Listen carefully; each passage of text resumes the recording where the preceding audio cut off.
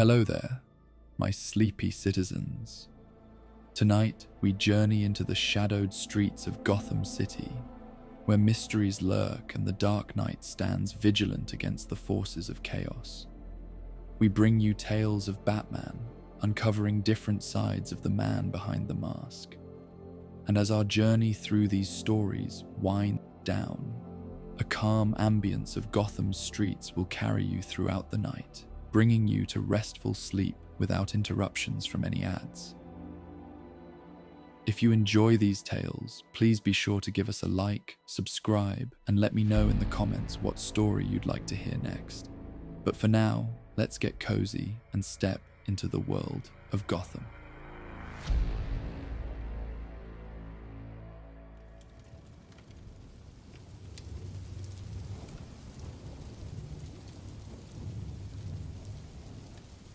The autumn wind carried the scent of rain across Gotham's industrial district, where steel and concrete monuments to human ambition pierced the perpetual haze that hung over the city like a shroud.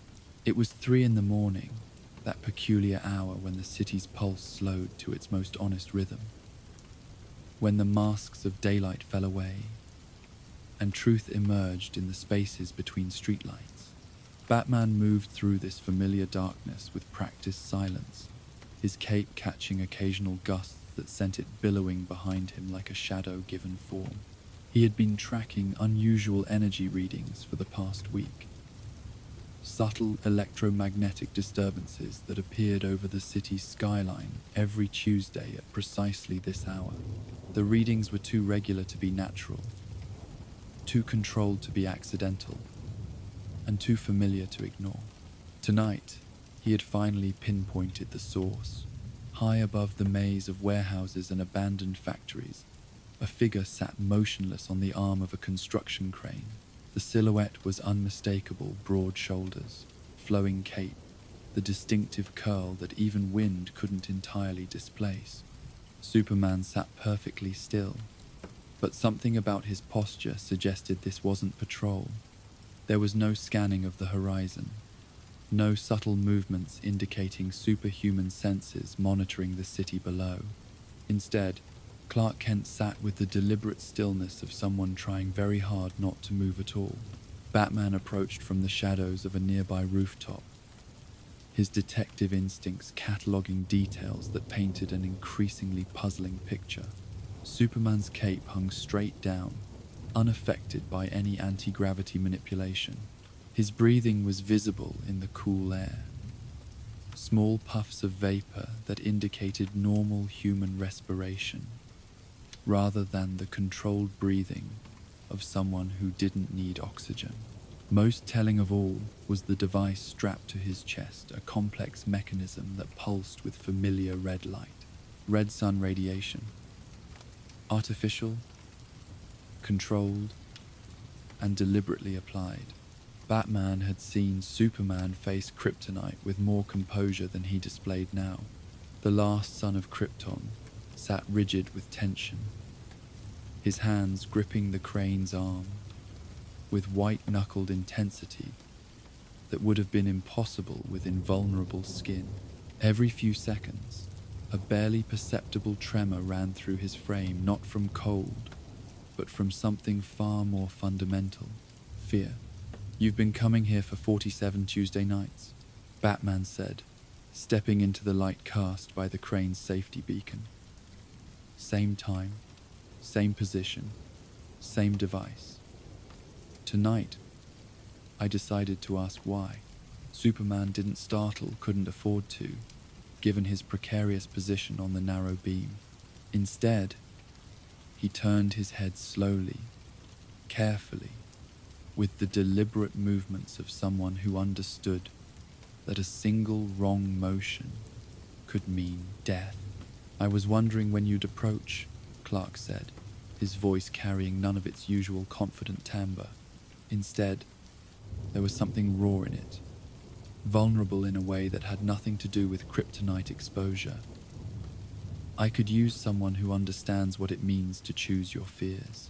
Batman settled onto the crane's main structure, close enough for conversation but positioned to move quickly if Superman's grip failed. The red sun emitter's soft glow painted both their faces in shades of sunset, creating an intimate pocket of artificial twilight, suspended above the sleeping city. The device, Batman observed, it's not just blocking solar energy. The cellular reconstruction is complete. You're fully human right now. Clark nodded, not trusting himself to look down at the 100-foot drop below. For 2 hours every Tuesday night, I remember what it feels like to die. Doctor, Stone created it after I explained the problem. He thought I was asking for a weapon to use against myself. Took 3 months to convince him I was asking for something much more dangerous, a chance to be human again. The wind picked up, and Clark's grip tightened involuntarily as the crane swayed slightly. The movement that would have been imperceptible to someone with Kryptonian strength became terrifying to purely human senses. Batman watched as Superman experienced something he hadn't felt in decades, the authentic possibility of death through simple clumsiness. "How long has this been happening?" Batman asked, though his detective skills had already provided much of the answer. Clark's behavior in recent Justice League meetings had been subtly different, more distant, more clinical in his assessments of threats and casualties. The disconnection? 6 months, maybe longer, Clark admitted. It started small.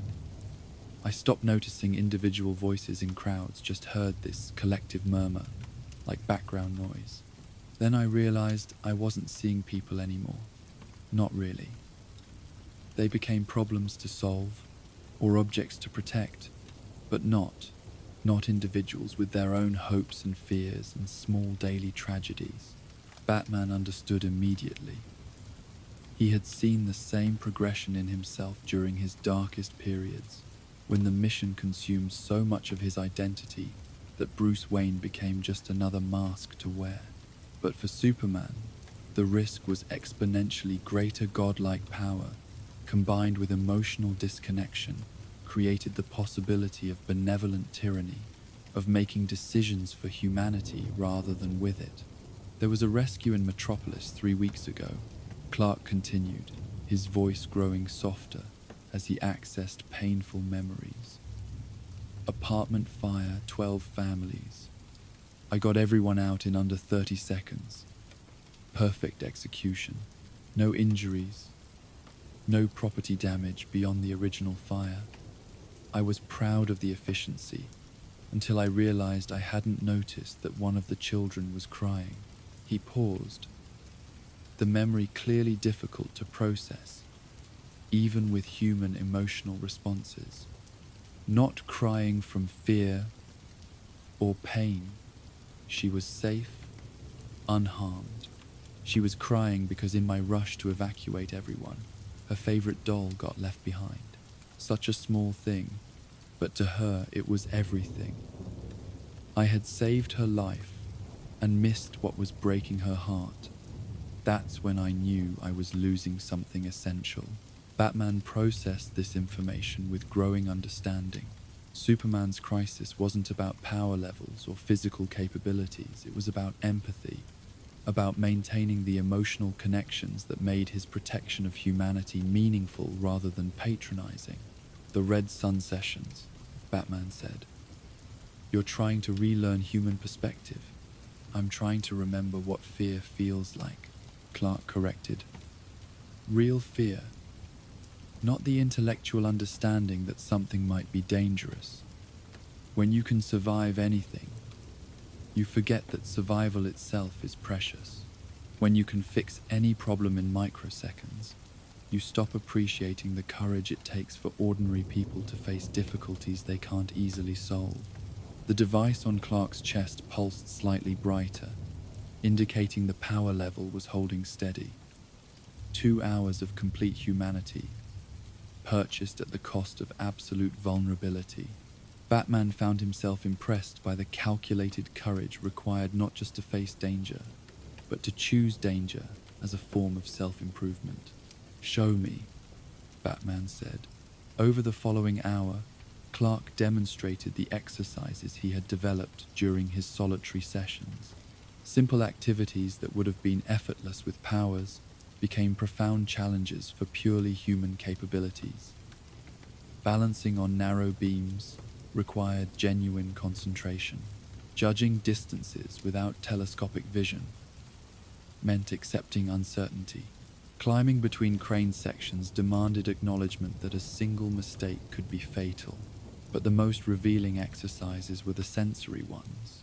Clark would close his eyes and try to identify sounds within the city's general chaos, not with superhuman hearing that could isolate individual heartbeats from miles away, but with human ears that had to strain to distinguish one voice from another.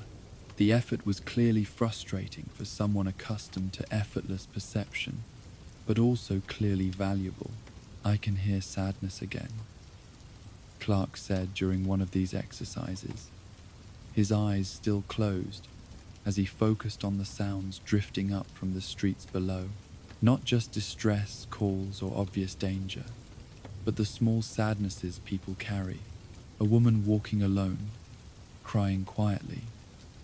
A man sitting in his car, probably working up the courage to go inside and face whatever's waiting. When I had super hearing, I filtered out things like that as irrelevant to immediate safety. Now I realize they might be the most relevant things of all. Batman understood the significance of this discovery. Superman's role as protector required more than physical intervention. It required understanding what people needed protection from, including the everyday struggles that never made it into emergency calls, but shaped the quality of human existence. As the session continued, Batman began to see the method in Clark's apparent madness. Each exercise was designed to rebuild specific connections between Clark's conscious mind and human experience. Feeling cold without invulnerability taught appreciation for physical comfort. Experiencing fatigue without endless endurance created understanding of human limitations. Most importantly, feeling genuine fear without the security of being essentially indestructible allowed Clark to reconnect with the courage required for ordinary people to face uncertain situations. "There's something else," Clark said as they moved to a more challenging exercise, traversing a gap between crane sections that required a leap that was well within human capability but would be fatal if misjudged. "The Red Sun sessions have shown me something about my relationship with time." He prepared for the jump, calculating angles and distances with purely human reflexes. When you can think at superhuman speed, every decision becomes a split-second choice. There's no time for doubt, for careful consideration, for weighing emotional factors against practical ones. You develop a kind of emotional efficiency that filters out everything except the most immediately relevant data. Clark made the leap successfully, but Batman could see the relief in his posture upon landing safely. The gap would have been trivial for Superman for Clark Kent operating at human speed. It represented a genuine test of courage and capability.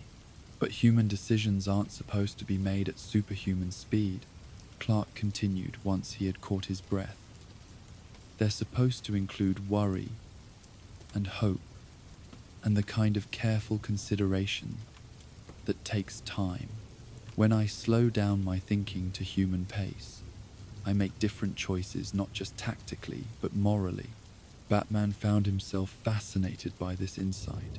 He had assumed that faster thinking would lead to better decisions, but Clark's experience suggested the opposite, that some aspects of wisdom required the slow development that came from extended contemplation rather than instantaneous analysis. The device on Clark's chest began pulsing more rapidly, indicating that the red sun effect was approaching its time limit. Soon, solar energy would begin recharging his cells, returning him to Kryptonian capabilities. But instead of eagerness to regain his powers, Clark displayed obvious reluctance to leave his human state. The hardest part he said, settling back onto the crane arm where Batman had first found him, is knowing that in 10 minutes, I'll be tempted to dismiss this entire experience as weakness. When the powers return, human concerns feel so small, so easily solved. It takes enormous conscious effort to remember that ease of solution doesn't determine importance of problem. Batman recognized the psychological trap Clark was describing. Power created its own perspective, and that perspective could become a prison of emotional isolation. The Red Sun sessions weren't just about remembering human vulnerability. They were about maintaining the mental discipline to honor that vulnerability, even when it was no longer physically necessary. This is why you chose Tuesday nights, Batman realized. It's not just about the training. You're creating a weekly appointment with your own humanity. Clark nodded, watching the countdown on his device with mixed emotions. Every Tuesday, I force myself to remember what it feels like to be mortal, not just intellectually, but in my bones, in my reflexes, in the part of me that makes decisions before my conscious mind gets involved. I'm hoping that if I do it regularly enough, I won't lose that perspective when the powers return. The final minutes of Clark's human session were spent in contemplative silence, both men watching Gotham slowly prepare for dawn. The city's rhythm was subtly different at this hour, less frantic than daylight periods, more honest than evening social performances. It was a city of individuals dealing with private struggles, small victories, and the 1,000 tiny acts of courage that never made headlines, but kept civilization functioning. When the device finally powered down and solar energy began flooding back into Clark's cells, the transformation was visible but not dramatic. His posture straightened slightly as invulnerability returned. His breathing became less labored as superhuman endurance kicked in. But most noticeably, his eyes regained the subtle glow that indicated powers returning to full strength. "How do you feel?" Batman asked, curious whether the human insights would survive the return of godlike capabilities. Clark was quiet for a long moment, clearly taking inventory of his mental state as much as his physical condition. "Different," he said finally. The same concerns that felt overwhelming 30 seconds ago now seem manageable, but I remember why they were overwhelming. I remember what it cost me to care about them." He stood carefully, testing his returned abilities with the caution of someone who had recently experienced genuine vulnerability. "That's the key, I think. Not trying to maintain human limitations, but maintaining human memory. Remembering what effort feels like, what uncertainty costs, what courage requires." Batman found himself impressed by Clark's analytical approach to his own psychology. The Red Sun sessions represented sophisticated emotional engineering, a deliberate program to maintain empathetic connections that power would otherwise erode. "The Justice League meeting tomorrow," Batman said. "You'll be making recommendations about the new evacuation protocols." "I will," Clark agreed. "But now I'll be thinking about 12-year-old girls who might lose their favorite dolls, not just about maximum efficiency and minimum casualty rates. The protocols might take longer to implement, might be more complex logistically, but they'll account for the small things that make people feel human rather than just safe." As they prepared to leave the construction site, Batman found himself thinking about the implications of Clark's discovery. If Superman needed regular sessions to maintain human perspective, what did that suggest about other powered individuals? About himself? "Bruce," Clark said, using Batman's real name with the ease of long friendship. "Would you consider making this a regular arrangement? Not just observing, but participating. I think the exercises could be valuable for anyone whose capabilities create distance from ordinary human experience. Batman considered the request seriously. His own wealth and resources created their own form of invulnerability. Not physical, but social and economic. When any problem could be solved with enough money or technology, it was easy to forget what problems felt like for people without those resources. Next Tuesday, Batman agreed. Same time, same place, but I'll be bringing some modifications to your training program. Over the following weeks, the Tuesday night sessions evolved into comprehensive programs for maintaining human perspective despite superhuman capabilities. Batman contributed exercises drawn from his own training with various masters around the world, meditation techniques for staying present, physical challenges designed to rebuild respect for human limitations, and psychological practices for maintaining empathy across power differentials. The third week brought a revelation that changed both their approaches to the training. During a particularly challenging exercise involving navigation through Gotham's maze-like alleyways without any technological assistance, Clark experienced something unexpected, genuine confusion and disorientation that lasted for several minutes. "I haven't been lost in 15 years, he said, leaning against a brick wall to catch his breath after they finally found their way back to familiar streets. "I forgot what it feels like to not know where you are, to have to ask for directions, to depend on other people's knowledge." Batman realized that Clark's isolation wasn't just about emotional distance, it was about never experiencing dependency. Superman could solve virtually any problem independently, which meant he rarely needed to rely on others or admit ignorance. The Red Sun sessions were forcing him to rediscover the humility that came from having limitations that required community support to overcome. "Interdependence," Batman said, understanding the broader implications.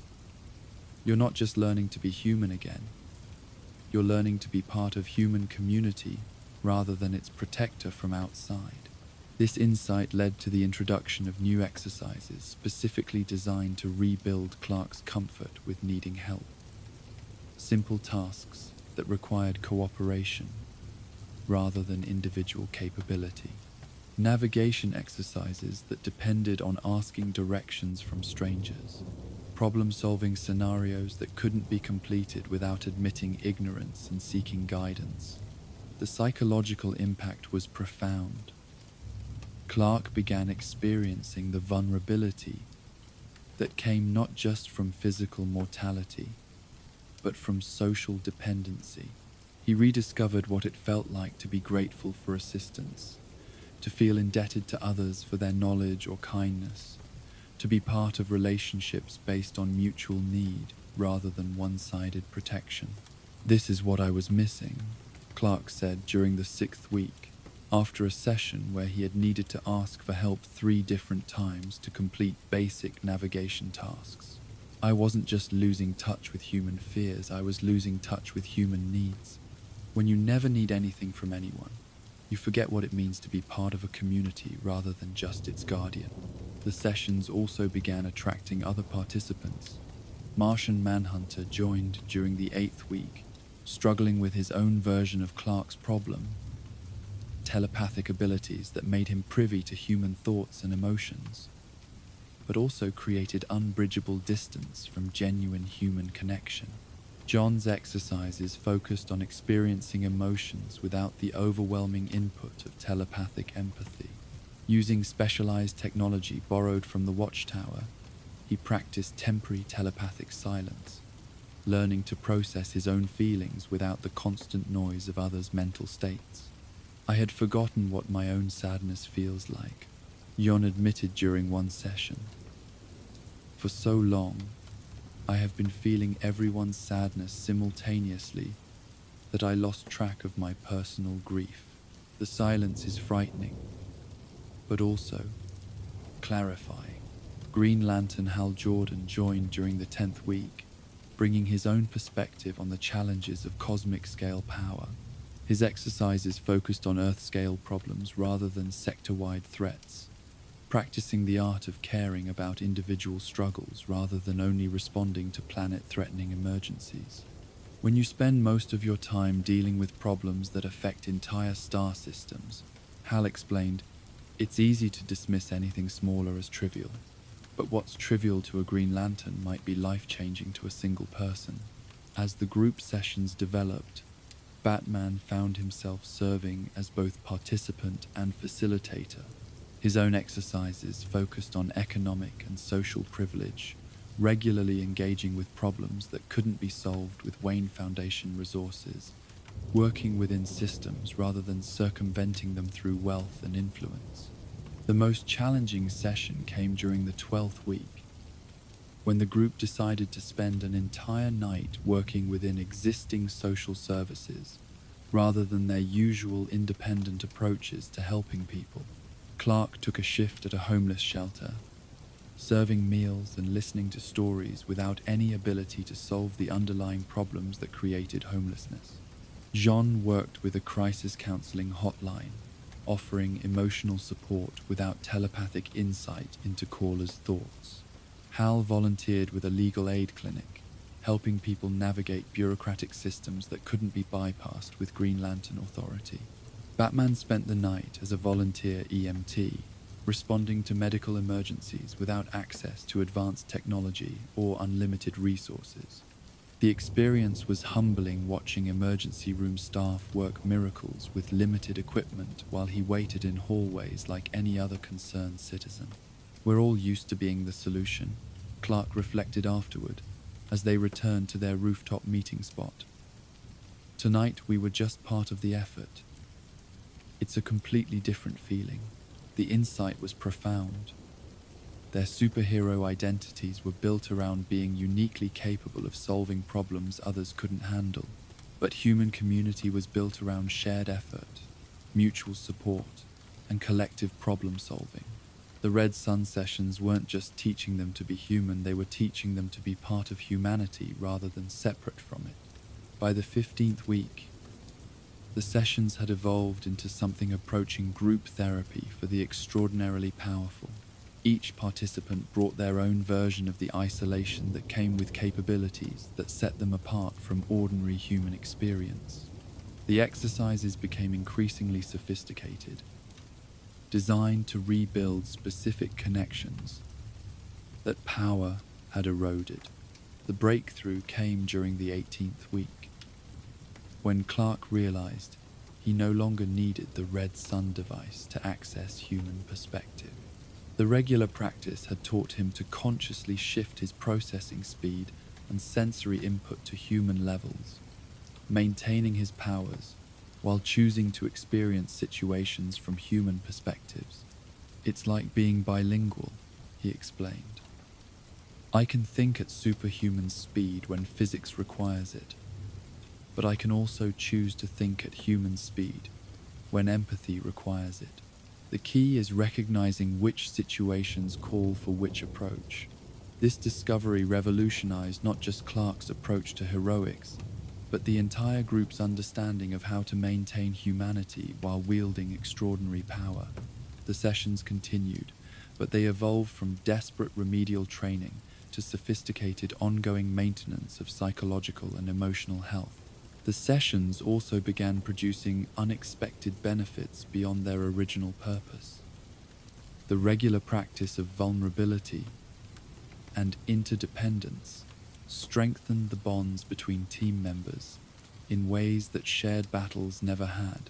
They began communicating more openly during Justice League missions, asking for help more readily, and making decisions through consultation rather than individual judgment. We're not just better heroes, Jon observed during a particularly successful group mission. We're better teammates. The Tuesday sessions taught us to value each other's perspectives, rather than just each other's capabilities. As autumn returned to Gotham, and the first anniversary of Clark's crisis approached, the Tuesday night sessions had become an institution. Other heroes occasionally joined for specific sessions, Wonder Woman working on the isolation that came from immortal perspective, Aquaman dealing with the challenges of dual citizenship in surface and undersea worlds, even Flash learning to slow down his emotional processing to human speeds. But the core group remained the same: Superman, Batman, Martian Manhunter, and Green Lantern, four individuals whose extraordinary capabilities had threatened to separate them from the very humanity they were sworn to protect. The weekly sessions had become their anchor to empathy, their insurance against the benevolent tyranny that could emerge from well-intentioned isolation. The most significant test came during the 20th week, when a crisis struck Metropolis that required immediate Superman-level intervention. Multiple building collapses, fires, and infrastructure failures demanded the kind of rapid response that only superhuman capabilities could provide. But this time, Clark's approach was fundamentally different. Instead of handling everything at superhuman speed, Clark alternated between powered response and human speed interaction. He used his abilities to prevent casualties and property damage, but he slowed to human time for every interaction with victims, witnesses, and emergency responders. The rescue took longer than his previous standard, but the psychological support was unprecedented. People kept thanking me, not just for saving them, but for listening to them, Clark reported during the following Tuesday session. One woman said I was the first rescuer who seemed to understand that losing her family photos was almost as traumatic as losing her apartment. I would have missed that entirely 6 months ago.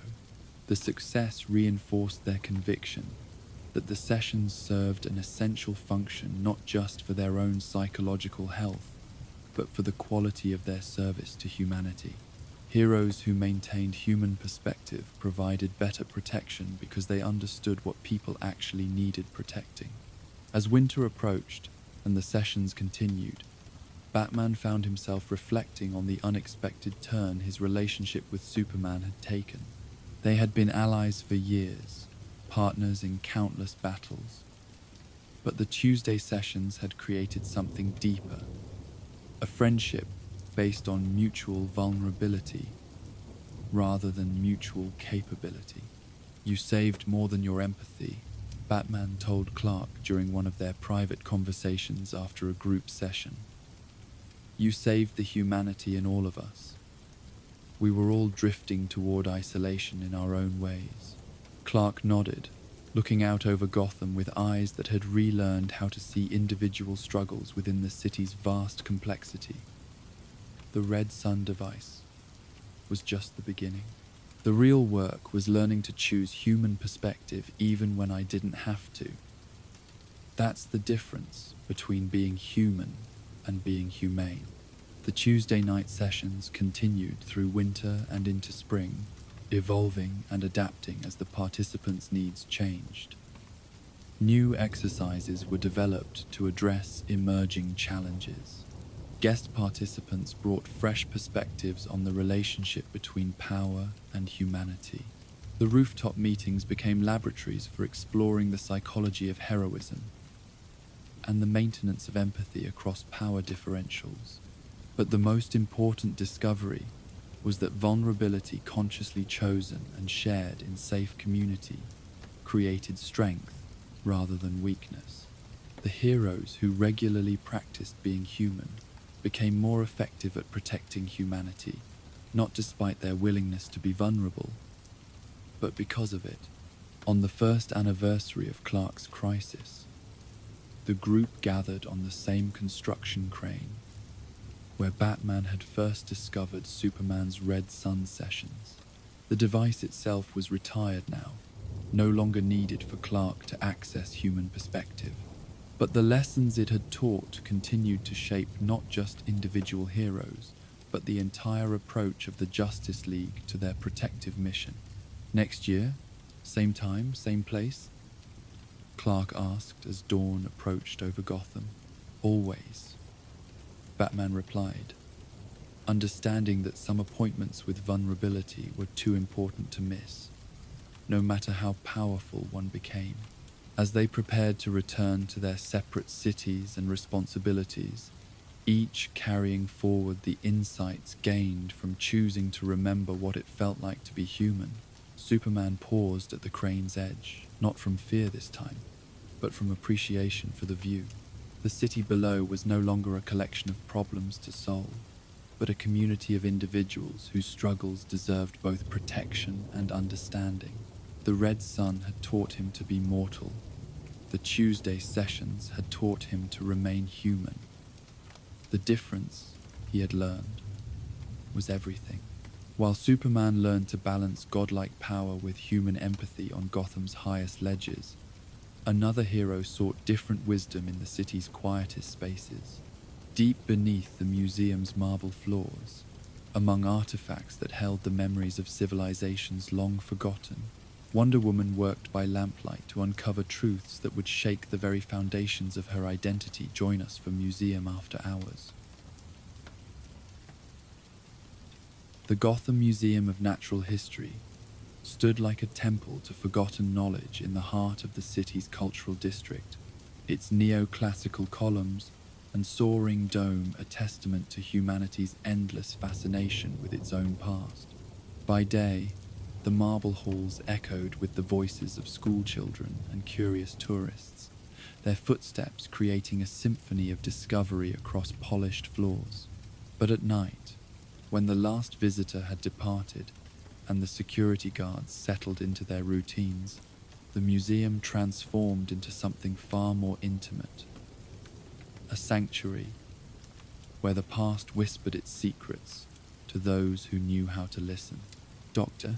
Diana Prince arrived at the museum's staff entrance at precisely 11 o'clock on this third Thursday evening of the month, her heels clicking softly against the marble as she made her way through darkened corridors that had become as familiar as the halls of Themyscira itself. She carried her authentication credentials and a leather satchel containing specialized tools of her trade. But these monthly visits had evolved far beyond professional obligation into something deeply personal, almost sacred. The basement archives stretched beneath the main building like a vast underground city, room after room of carefully climate-controlled storage containing artifacts that might never see public display, but represented the accumulated memory of human civilization. Diana moved through these spaces with purpose born of 6 months of careful exploration, her path taking her past Egyptian sarcophagi and Roman sculptures, medieval armor and Renaissance paintings, all catalogued and preserved, but waiting patiently for scholars who might never come. Tonight's destination was Archive Room 17, a space that officially contained pottery fragments from various ancient Greek settlements. But Diana's interest in these particular artifacts had nothing to do with their official classification, and everything to do with the disturbing patterns. She had begun to recognize patterns that suggested her understanding of her own people's history was incomplete, possibly deliberately so. She paused at the room's heavy door, her enhanced hearing detecting the subtle electronic hum of climate control systems and security sensors. The museum's night security was thorough but predictable, and Diana had long since learned to time her movements to avoid unnecessary questions about why a consulting archaeologist needed access to storage areas during hours when normal research would be impossible.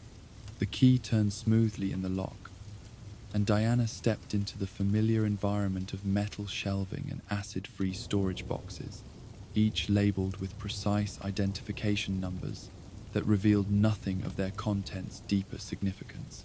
But Diana had spent months learning to read between the lines of academic classification systems, and she had discovered that some of the most important artifacts were often mislabeled, their true nature hidden behind mundane descriptions that would discourage casual investigation. She moved directly to Section C, where her previous visits had concentrated, and began the careful process of retrieving specific boxes whose contents had troubled her sleep for weeks. Each container held pottery fragments, weapon pieces, or jewelry that appeared to be of Greek origin. but showed subtle differences from known Athenian or Spartan work differences that Diana's trained eye recognized as distinctly Amazonian. The first box contained fragments of a ceramic vessel decorated with images of women warriors, their armor and weapons rendered in the distinctive style of Themyscira's artisans. But the clay composition was wrong for the island's known pottery traditions, and carbon dating placed the fragments at nearly 3,000 years old, centuries before Diana's birth and well before any recorded Amazon contact with man's world. Diana spread the fragments across the examination table with reverent care, her fingers tracing the painted figures with growing recognition. These weren't just Amazon-style decorations, they were Amazon decorations, created by hands trained in Themysciran techniques but working with materials found far from Paradise Island. The painted scenes told a story that shouldn't exist according to everything Diana had been taught about her people's history. Women in Amazon armor stood beside human warriors, their formations integrated rather than separate. Children played at the feet of both Amazon and human women, suggesting not conflict but cooperation, possibly even family relationships that crossed cultural boundaries. Diana activated her psychometric abilities, allowing her consciousness to merge with the emotional impressions embedded in the ceramic by its long-ago creators. The sensation was immediate and overwhelming flashes of memory and feeling from hands that had shaped this clay millennia ago, minds that had conceived these decorations, hearts that had poured love and hope and desperate determination into creating something beautiful that might survive when its makers could not. The impressions came in fragments, like pieces of a dream, half remembered upon waking.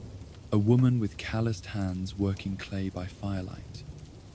Her thoughts focused not on artistic expression, but on preservation of memory, the certainty that her story would be erased if not captured in permanent form.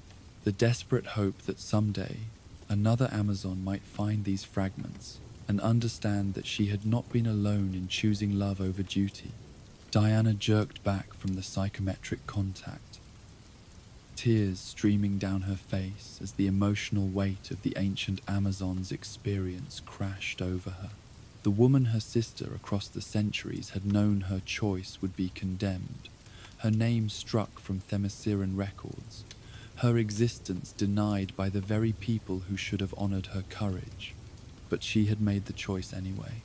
Diana's hands trembled as she reached for the second box, which contained fragments of bronze weapons that showed unmistakable Amazonian craftsmanship, but bore the patina and wear patterns of artifacts that had seen use far from Themyscira's shores. Sword fragments with the distinctive curve of Amazon blades, arrowheads forged in the manner taught to every daughter of the island, spear points whose balance spoke of training grounds Diana had walked herself. Each piece told the same impossible story Amazons had lived and fought and died in man's world throughout recorded history, their presence carefully erased from official accounts but preserved in fragments too small to attract attention, too scattered to reveal the larger pattern they represented. The third box held the most disturbing evidence yet discovered jewelry that combined Amazon techniques with local materials from dozens of different cultures and time periods. A bracelet that showed Themysciran metalwork, but was made from silver mined in Roman territories. Earrings crafted in the island style but incorporating gemstones found only in Egyptian deserts. Necklaces whose designs spoke of Amazon traditions, but whose materials could only have been acquired through intimate knowledge of local resources and customs. Diana spread these pieces across the table like puzzle fragments, her mind racing to comprehend the implications. If Amazons had been living among human populations for millennia, acquiring local materials and adapting their craftsmanship to available resources, then the isolation of Themyscira was not the absolute barrier her mother had described. The psychometric impressions from these pieces were even more complex than the pottery fragments' layers of memory and emotion from multiple wearers across generations. Amazon women who had walked away from Paradise Island, not in anger or exile, but in love, choosing mortality for the chance to build lives with human partners. Their daughters and granddaughters who had inherited both Amazon traditions and human communities, creating hybrid cultures that honored both heritages. Diana felt the familiar presence before she heard the footsteps in the corridor outside. Batman's approach was nearly silent, but her enhanced senses detected the subtle displacement of air that marked his movement through the museum's halls. She wasn't surprised when he appeared in the doorway. Her monthly visits had been regular enough to establish a pattern, and Bruce Wayne's detective instincts would inevitably have led him to investigate unusual activity in one of Gotham's most culturally significant buildings. "Dr. Prince," Batman said, his voice carrying none of the intimidation he might use with criminals, but rather the respectful tone of someone addressing a fellow scholar. "I've been monitoring unusual activity in this building for several weeks. Your visits coincide with some interesting energy readings." Diana looked up from her artifacts, recognizing that this moment had been inevitable since she began her research. Batman's reputation for thorough investigation meant he would eventually uncover her nocturnal activities, and his connections to the Wayne Foundation's cultural patronage gave him legitimate reason to be concerned about after-hours access to museum collections. "I've been waiting for you to approach me," she said, echoing words she had rehearsed for this eventual confrontation. "I could use someone who understands the weight of family secrets, especially secrets that rewrite everything you thought you knew about your own history." Batman moved into the room, his cape settling around him as he surveyed the artifacts spread across Diana's work table. His analytical gaze took in the careful organization, the professional handling, the obvious emotional investment in what appeared to be routine archaeological work. "Amazon artifacts," he observed, recognizing the distinctive styles, even without specialized knowledge. "But not from any collection I'm familiar with, and not from any known dig sites in the Mediterranean." Diana nodded, appreciating his immediate grasp of the situation's significance. "Artifacts that shouldn't exist, according to everything I was taught about my people's history. Evidence that my mother's account of Amazon isolation was incomplete, possibly deliberately so." She gestured to the pottery fragments with their integrated scenes of Amazon and human cooperation. "I was told I was the first Amazon to leave Themyscira for man's world, the first to choose mortality over immortality, the first to build bridges between our peoples. But these artifacts suggest I was simply the first to be allowed to return home afterward." Batman's expression shifted almost imperceptibly, the kind of minute change in posture and focus that indicated his detective instincts engaging with a mystery that touched on deeper themes than simple historical inaccuracy. "You're investigating your own people's hidden history." "I'm investigating my own identity," Diana corrected. 6 months ago, I was authenticating routine Greek pottery for the museum's permanent collection when I found a warrior figure that looked distinctly Amazonian but was dated centuries before my birth. The clay composition indicated it was made somewhere in what is now Turkey, using techniques known only on Themyscira. She activated the psychometric reading again, allowing Batman to observe the process as she made contact with the pottery's embedded memories. This time, prepared for the emotional impact, she was able to maintain better control while still accessing the ancient Amazon's experiences. "Her name was Thessaly," Diana said, her voice distant as she processed the psychometric impressions.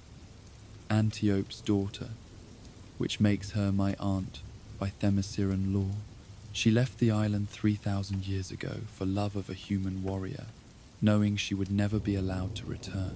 She established a hidden community of Amazon women who had made similar choices, creating a network of protection that operated in secret throughout the ancient world."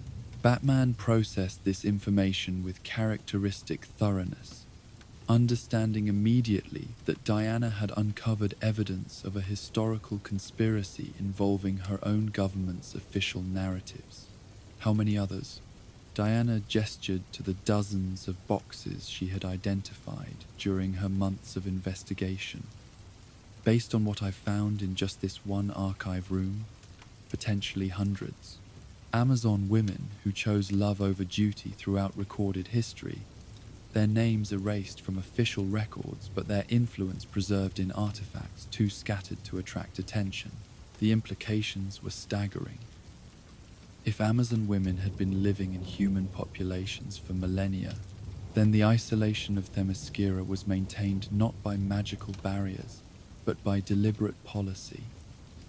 A policy that wrote entire generations of Diana's sisters out of history for the crime of choosing mortality over immortal duty. Batman moved to examine the weapon fragments, his trained eye recognizing the craftsmanship quality, despite having no formal knowledge of Amazon metallurgy. These weren't made on Themyscira. No, Diana agreed.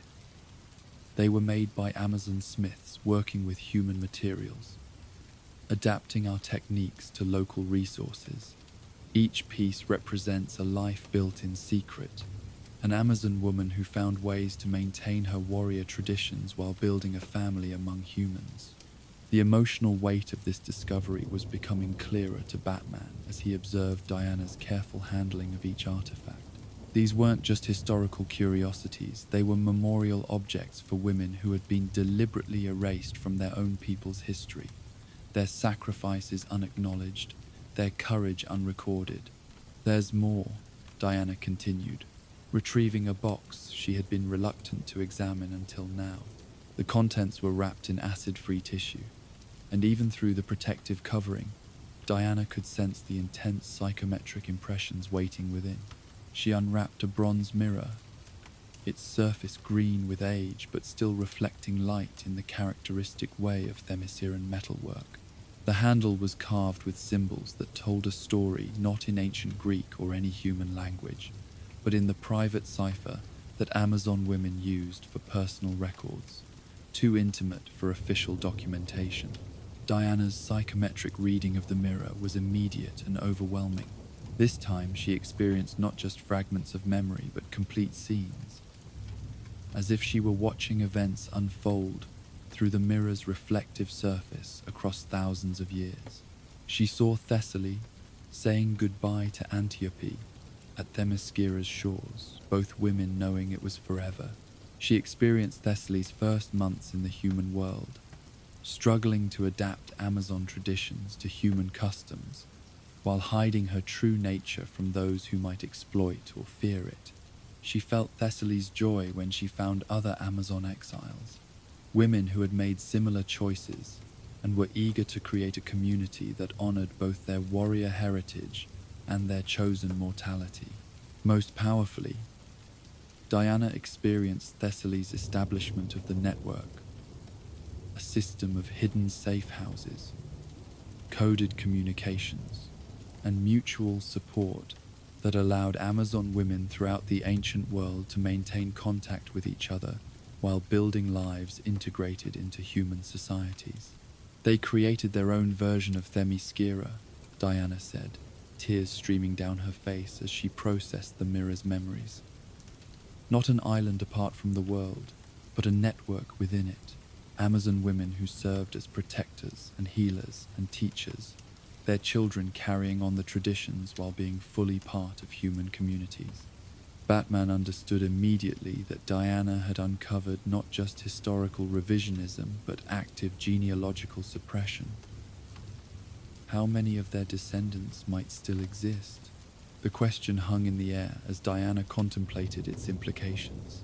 If Amazon women had been intermarrying with humans for millennia, then Amazon bloodlines might exist throughout modern populations, their carriers unaware of their heritage, but possibly manifesting abilities or instincts they couldn't explain.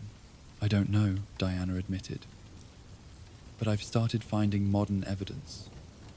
Women throughout history, whose capabilities seem beyond normal human ranges, warrior queens who appeared from nowhere to lead resistance movements, healers whose knowledge had no apparent source, protectors who showed up at crucial moments and then vanished back into ordinary life. She showed Batman a folder of historical accounts she had been collecting, carefully documented, but officially unexplained instances of women displaying Amazon-like capabilities throughout recorded history. Joan of Arc's impossible military genius and her mysterious knowledge of strategies no human teacher had shown her. Sojourner Truth's unbreakable spirit in the face of oppression that should have crushed anyone without supernatural strength. Modern activists and warriors whose courage and capabilities seem to draw on sources beyond normal human inspiration. You're suggesting that Amazon influence on human history has been continuous and hidden, rather than isolated and recent. I'm suggesting that my choice to leave Themyscira wasn't unprecedented heroism, Diana said, her voice heavy with the weight of this realization. It was following a pattern established by countless sisters before me, women whose courage was erased from history to maintain the fiction of Amazon isolation. The personal impact of this discovery was clearly devastating for Diana.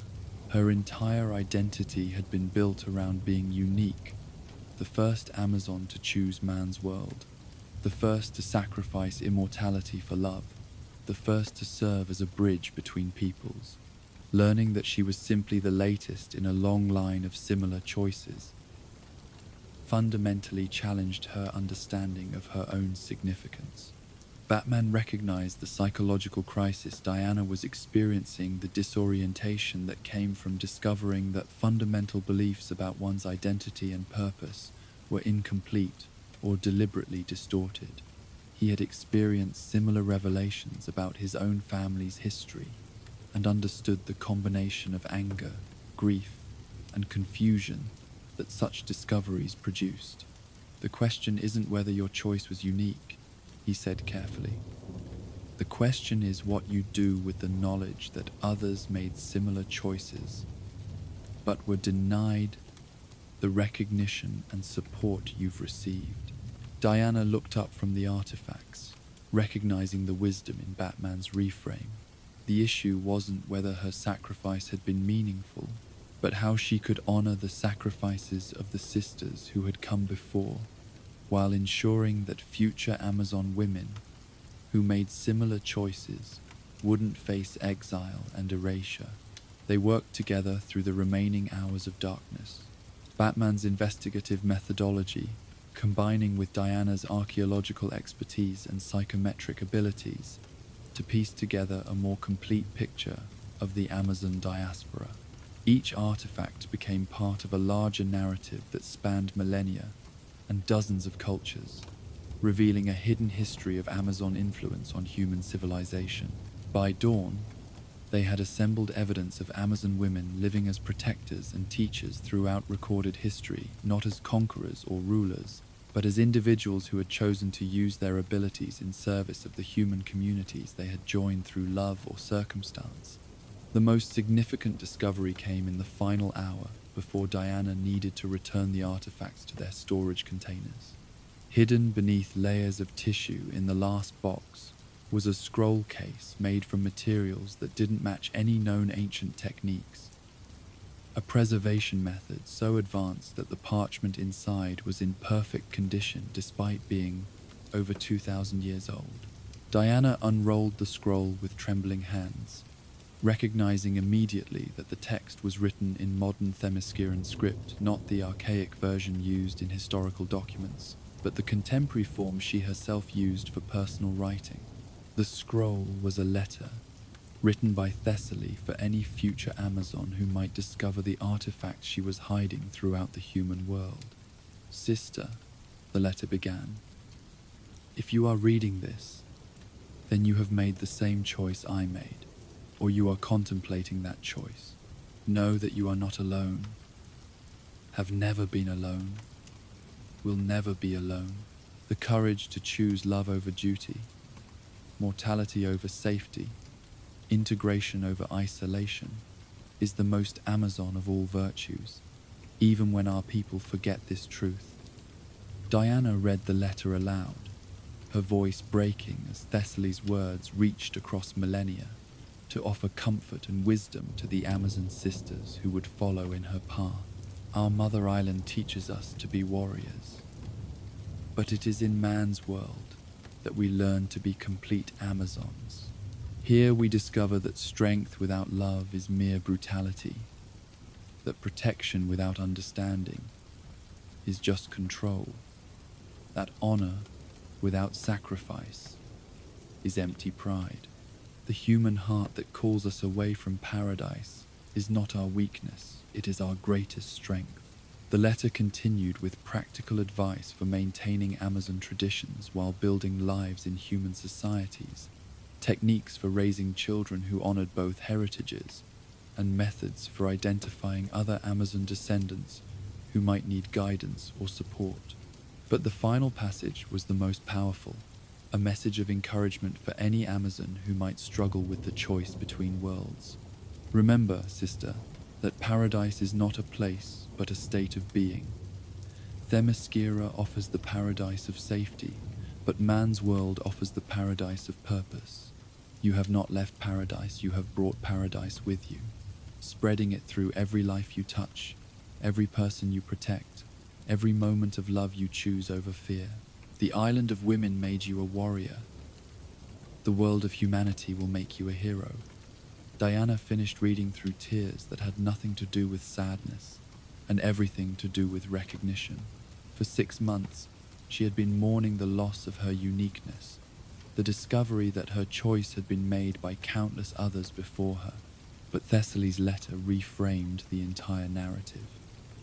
Diana wasn't less special for following a pattern. She was part of a tradition of courage that stretched back to the earliest days of Amazon history. How many of these letters might exist? Batman asked, understanding immediately that Thessaly's scroll represented not an isolated message, but part of a comprehensive communication system designed to connect Amazon women across time and space. Diana considered the question while carefully returning the scroll to its protective case. If Thessaly had hidden artifacts throughout the ancient world, and if other Amazon women had followed similar practices, then there might be dozens or even hundreds of such messages waiting to be discovered in museum collections, archaeological sites, and private collections around the world. Enough to fill a library, she said eventually. Enough to completely rewrite the official history of Amazon human relations. Enough to prove that integration rather than isolation has always been the more common choice among my people. The implications extended far beyond historical revisionism. If Diana could prove that Amazon women had been successfully living in human societies for millennia, it would fundamentally challenge Themysciran policies about contact with man's world.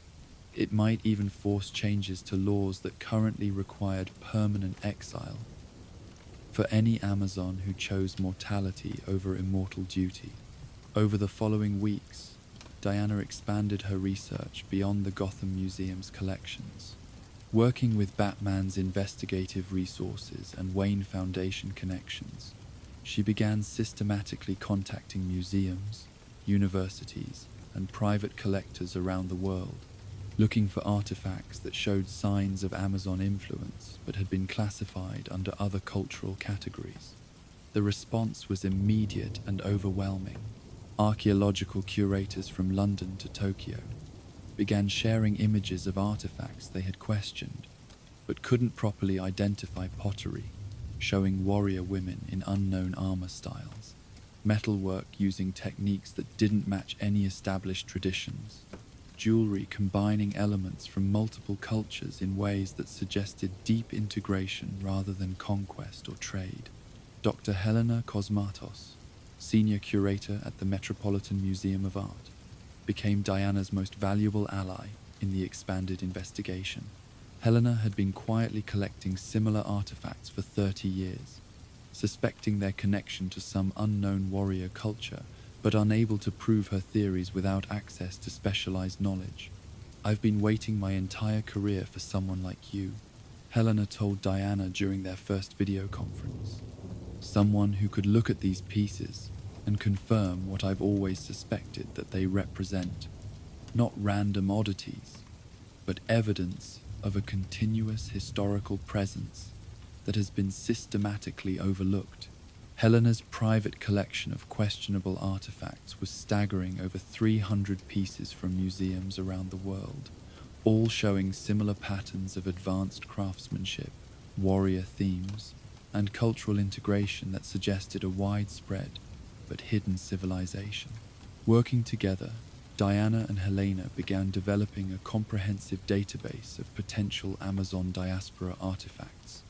Each piece was photographed, measured, analyzed for materials and techniques, and subjected to Diana's psychometric readings when possible. The resulting dataset painted a picture of Amazon influence on human civilization that was both extensive and deliberately concealed.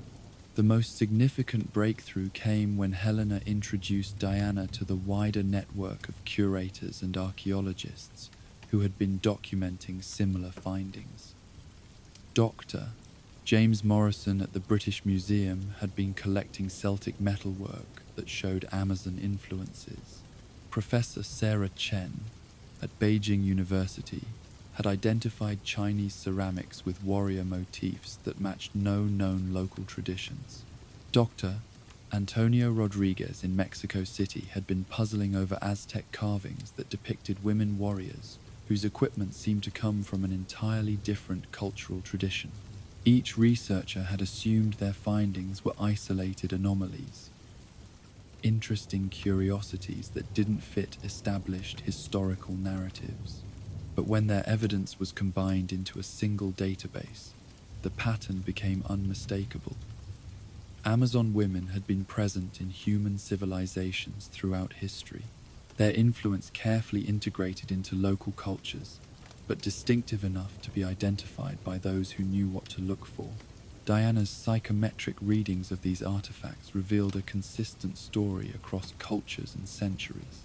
Amazon women who had chosen love over duty, who had adapted their warrior traditions to local customs, who had raised children that carried both Amazon abilities and human cultural identities. Each generation had maintained some connection to their Amazon heritage while being fully integrated into their chosen human communities. The emotional impact of these discoveries was profound for Diana.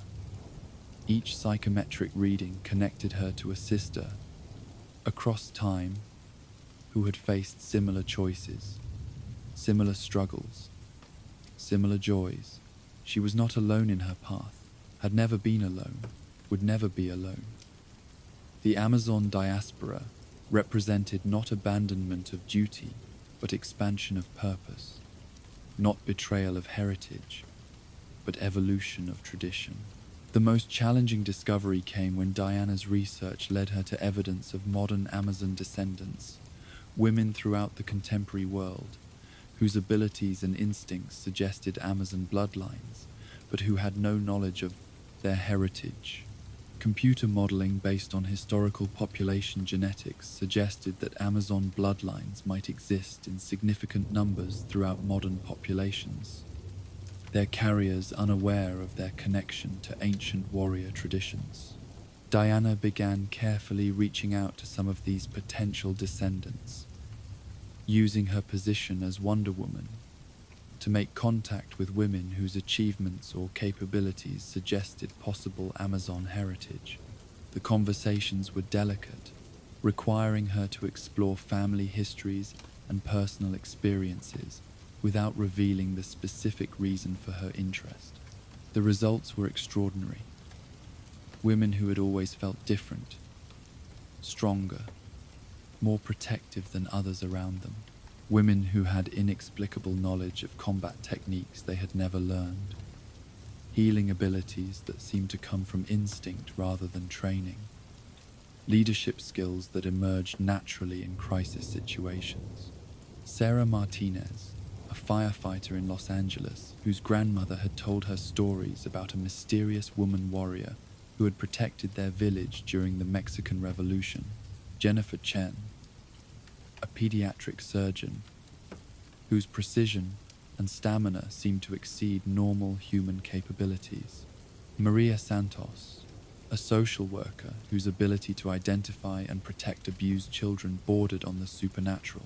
Each woman Diana contacted had a similar story abilities that set them apart, instincts that guided them toward protective roles, family legends about strong women whose origins were mysterious, but whose influence was undeniable. When Diana carefully shared selected aspects of Amazon history, the response was immediate recognition rather than skepticism. I always knew there was something different about our family line, Sarah told Diana during a private meeting at the Wayne Foundation's Los Angeles office. My grandmother used to say that the women in our family were born to be guardians, that we carried the blood of ancient warriors. I thought it was just family mythology until I started displaying abilities that couldn't be explained by normal genetics. The pattern was consistent across dozens of interviews.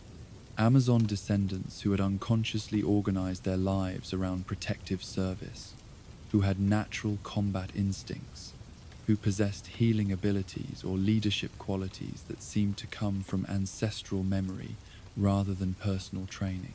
Diana realized she was uncovering not just historical evidence, but a living legacy. The Amazon diaspora hadn't ended with ancient exiles. It continued through bloodlines that carried Amazon traditions in modified forms, adapted to modern circumstances, but maintaining the essential commitment to protecting the innocent and serving justice.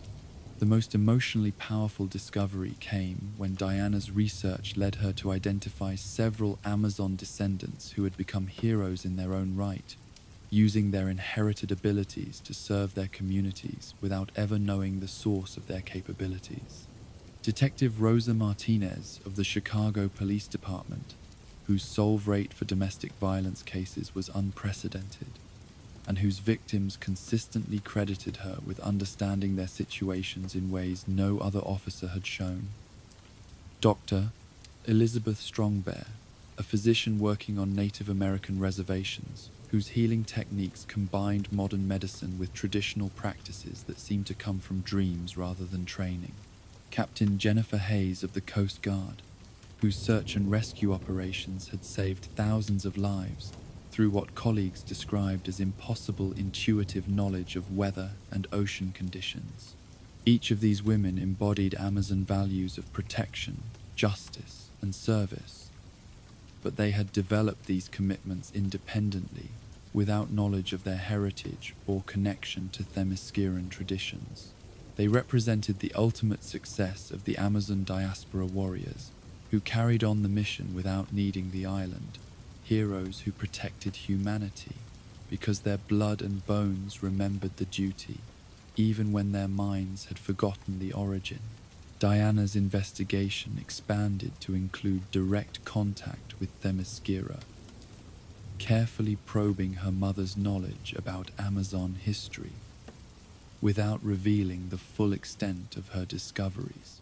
The conversations were tense, with Queen Hippolyta clearly uncomfortable about Diana's questions regarding Amazon women who had left the island in ancient times.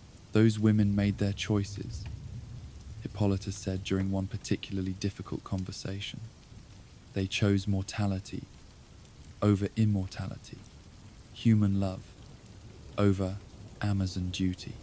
Their names were removed from our records because they were no longer Amazon. But their children? Diana pressed. Their contributions to human civilization, their continued service to Amazon values in human societies.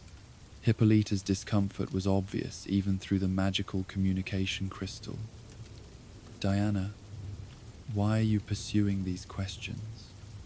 The past is past. Your role is to serve as bridge between worlds, not to resurrect old controversies. Diana realized that her mother's responses confirmed her worst fears. The erasure of Amazon diaspora history hadn't been accidental oversight, but deliberate policy. Themysciran law had required not just exile for Amazon women who chose humanity, but complete elimination of their names and achievements from official records. The emotional weight of this confirmation was crushing. Diana had discovered that she belonged to a tradition of courage and sacrifice that stretched back millennia, but that tradition had been deliberately hidden by the very people who should have celebrated it. Her Amazon sisters, who had chosen love over duty, had been erased not by human ignorance but by Amazon policy. Batman helped Diana process this revelation during one of their regular research sessions in the museum archives. "The question isn't whether your people's official history is accurate," he said. "The question is what you do with the real history you've uncovered." Diana had been struggling with this exact question for weeks.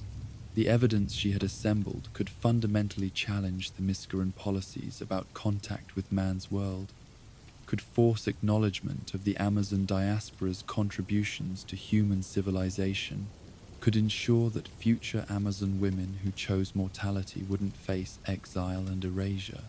But it could also destabilize the very foundations of Themysciran society, challenge the authority of the Queen and the Council, potentially divide the island between those who supported traditional isolation and those who favored greater integration with human societies.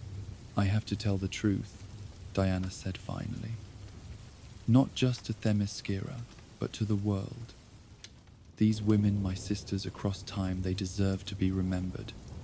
Their children deserve to know their heritage. Their contributions to human civilization deserve recognition." The decision to go public with her discoveries required careful preparation.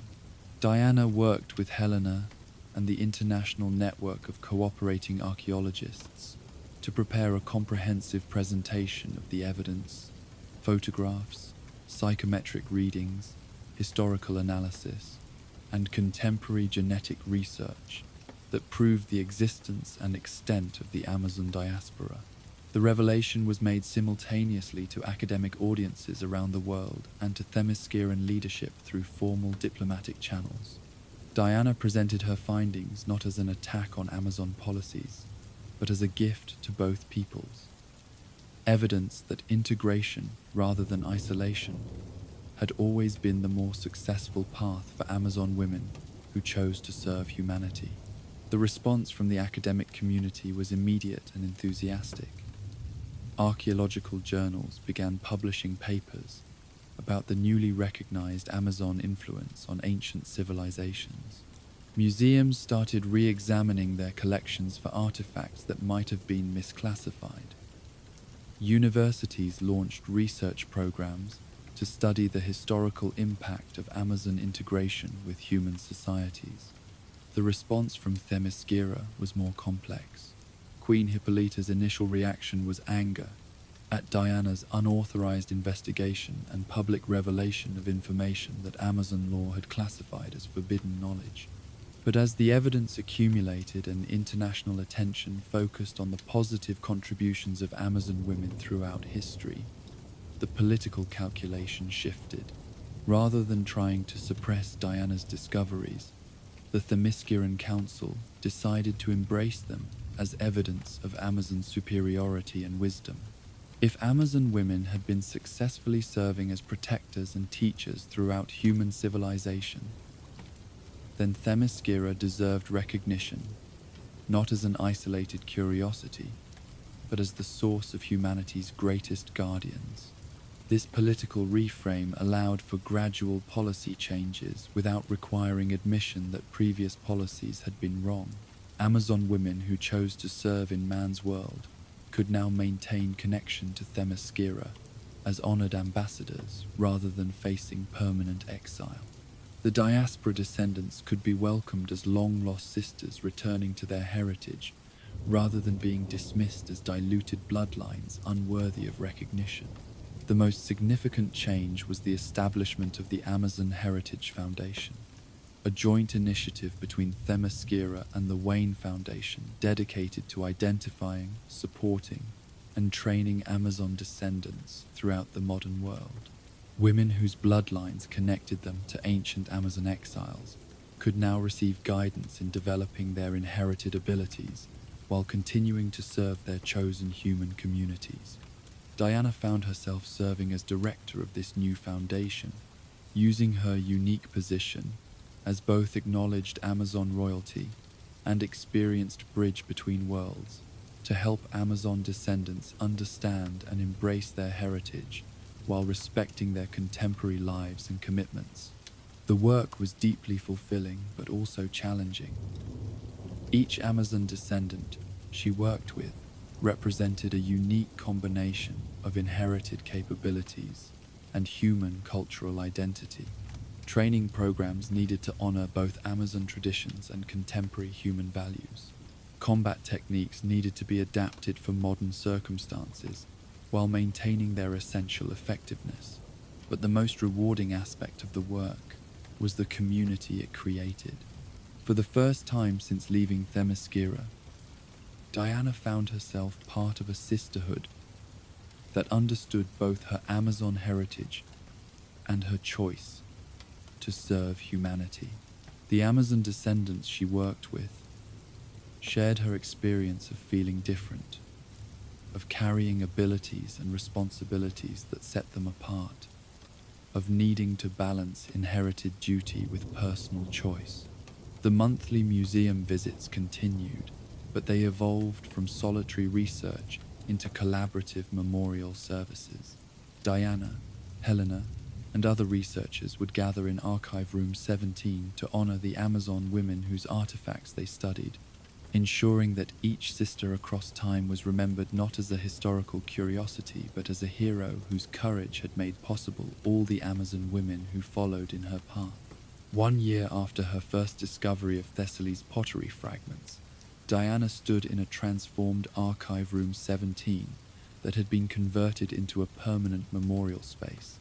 The walls now displayed carefully arranged artifacts from Amazon women throughout history, each piece accompanied by biographical information recovered through psychometric readings and historical research.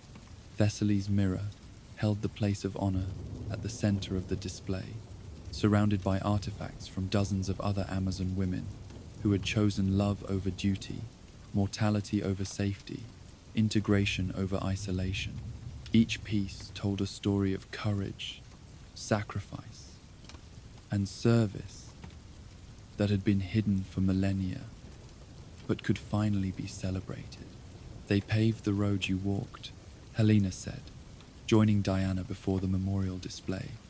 Every Amazon woman who makes the choice to serve in man's world follows a path that was carved by sisters who came before.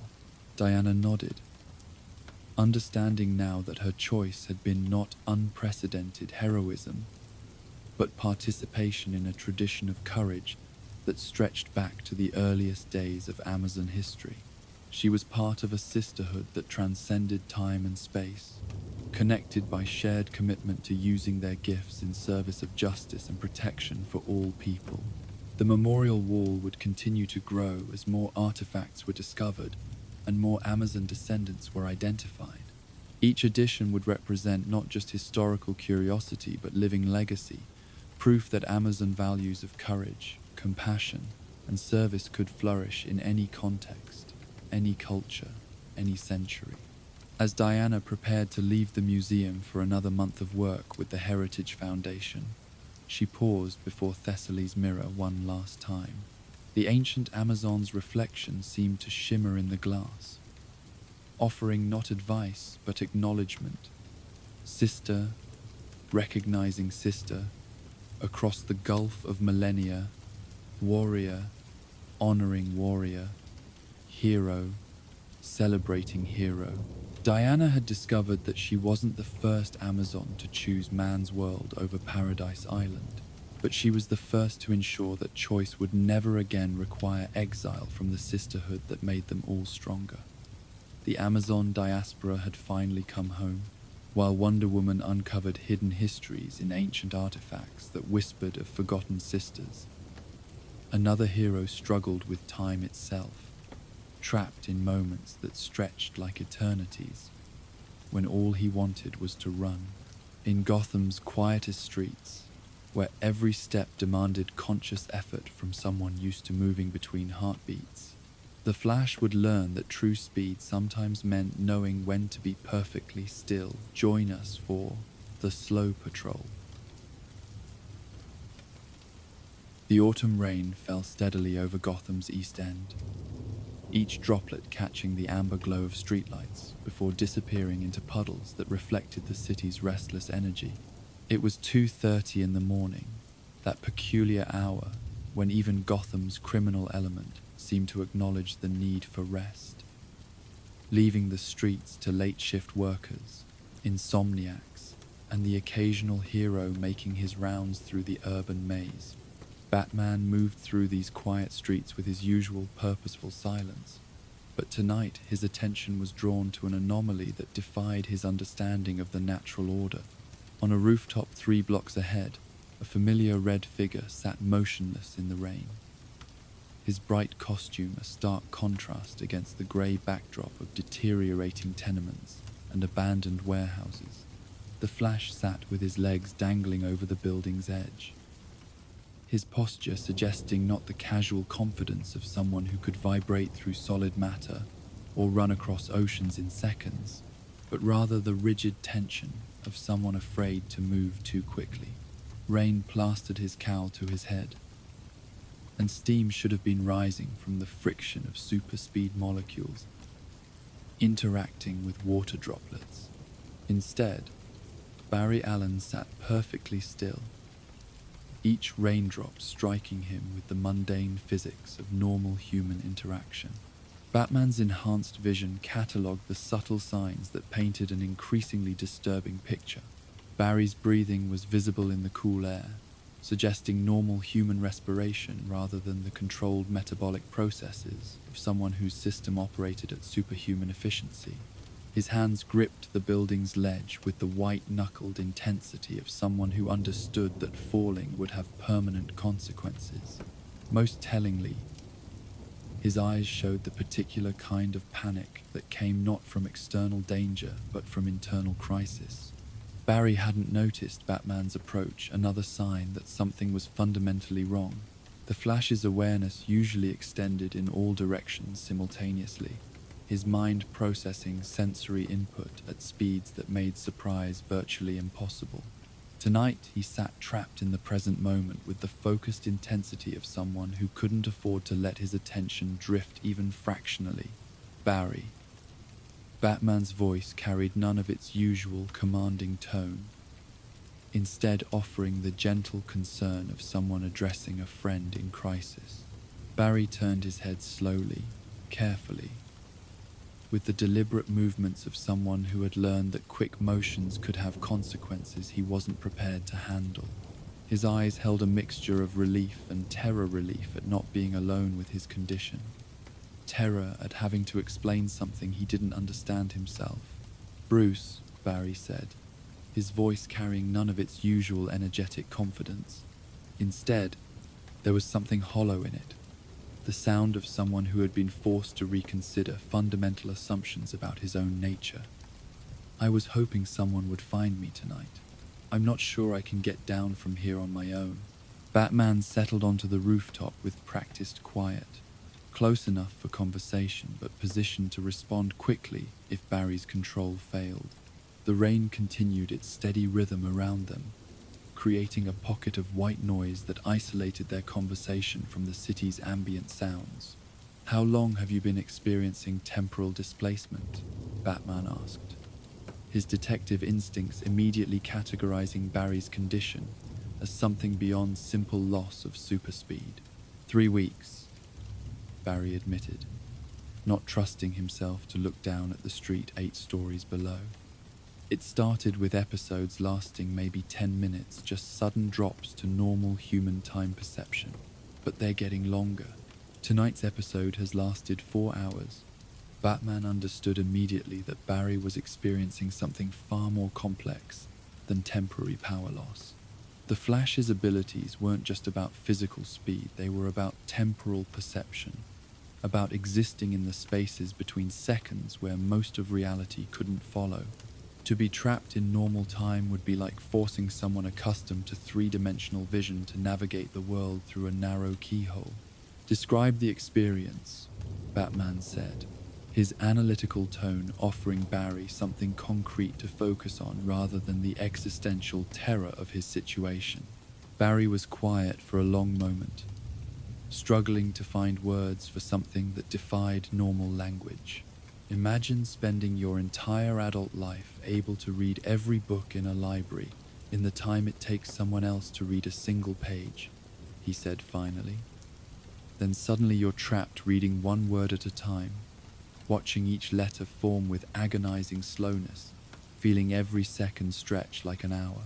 He gestured helplessly at the world around them, rain continuing its relentless descent.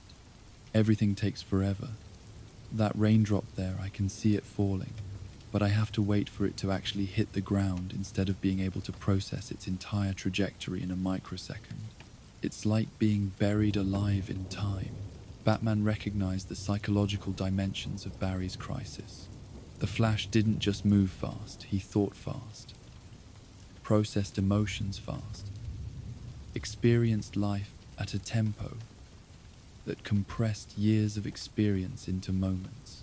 Being forced to operate at normal human speed would create not just frustration but genuine existential terror. But there's something else, Barry continued, his voice dropping to barely above a whisper. When I'm stuck at normal speed, I feel things I usually don't have time to feel. Grief over people I couldn't save. Guilt about mistakes I made too quickly to process properly. Sadness about moments I rushed through without appreciating. It's like my emotional processing has been catching up all at once. The insight was profound and disturbing. Batman realized that Barry had been using his super speed, not just as a physical ability, but as an emotional coping mechanism, processing feelings too quickly for them to have their full psychological impact. The temporal displacement episodes were forcing Barry to experience emotions at human speed, with all the weight and duration that implied. You've been outrunning your own emotional responses, Batman observed. Barry nodded miserably. Every loss, every failure, every moment of pain, I've been processing them at super speed and moving on before they could really affect me. But emotions aren't supposed to be processed that fast. They need time to develop, to be understood, to be integrated into who you are. Batman found himself impressed by Barry's psychological insight, despite the circumstances. The Flash had identified something that professional therapists often missed: that emotional healing required time, that some psychological processes couldn't be rushed without creating deeper problems. The displacement episodes, Batman said. They're not random, are they? Barry shook his head carefully, still not trusting sudden movements. They happen when I should be processing something difficult.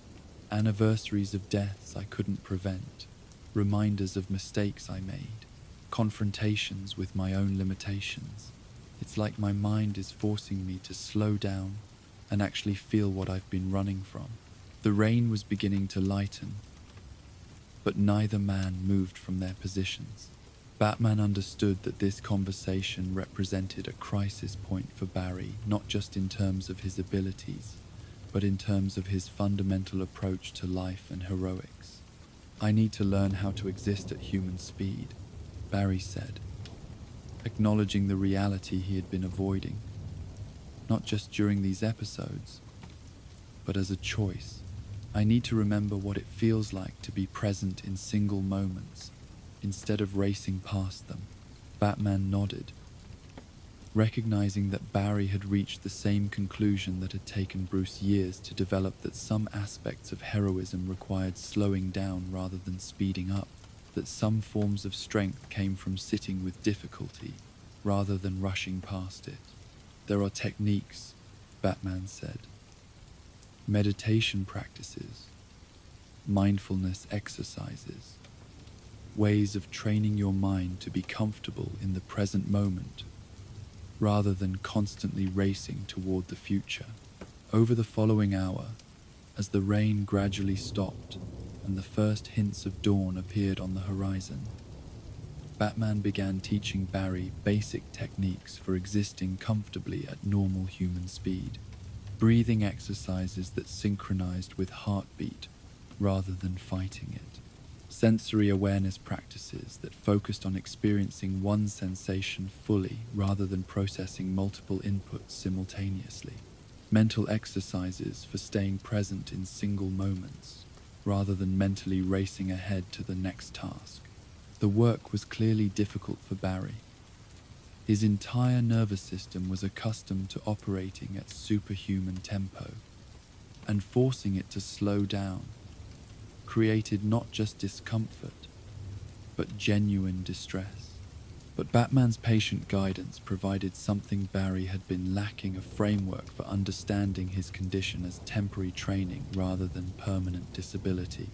The goal isn't to lose your speed, Batman explained as they worked through a particularly challenging exercise in sustained attention. The goal is to gain the ability to choose your temporal perspective based on what each situation actually requires. By sunrise, Barry had regained enough control to climb down from the rooftop safely, though his movements remained deliberately slow and careful. The temporal displacement episode was ending. Barry could feel his natural speed beginning to return, but instead of relief, he felt something approaching dread. "It's starting to come back," he said, his enhanced metabolism beginning to process the night's accumulated fatigue in seconds rather than hours. "In a few minutes, I'll be tempted to dismiss everything I learned tonight as irrelevant slowness." Batman understood the challenge Barry was identifying. Power created its own perspective, and that perspective could override hard-won insights if they weren't consciously maintained. "Then we continue the training before that happens." They arranged to meet the following week at the same time and location, establishing what would become known as slow patrols, deliberate exercises in experiencing Gotham at human pace rather than superhuman efficiency. The sessions would serve as both training for Barry's temporal control and ongoing maintenance for the emotional insights he was developing.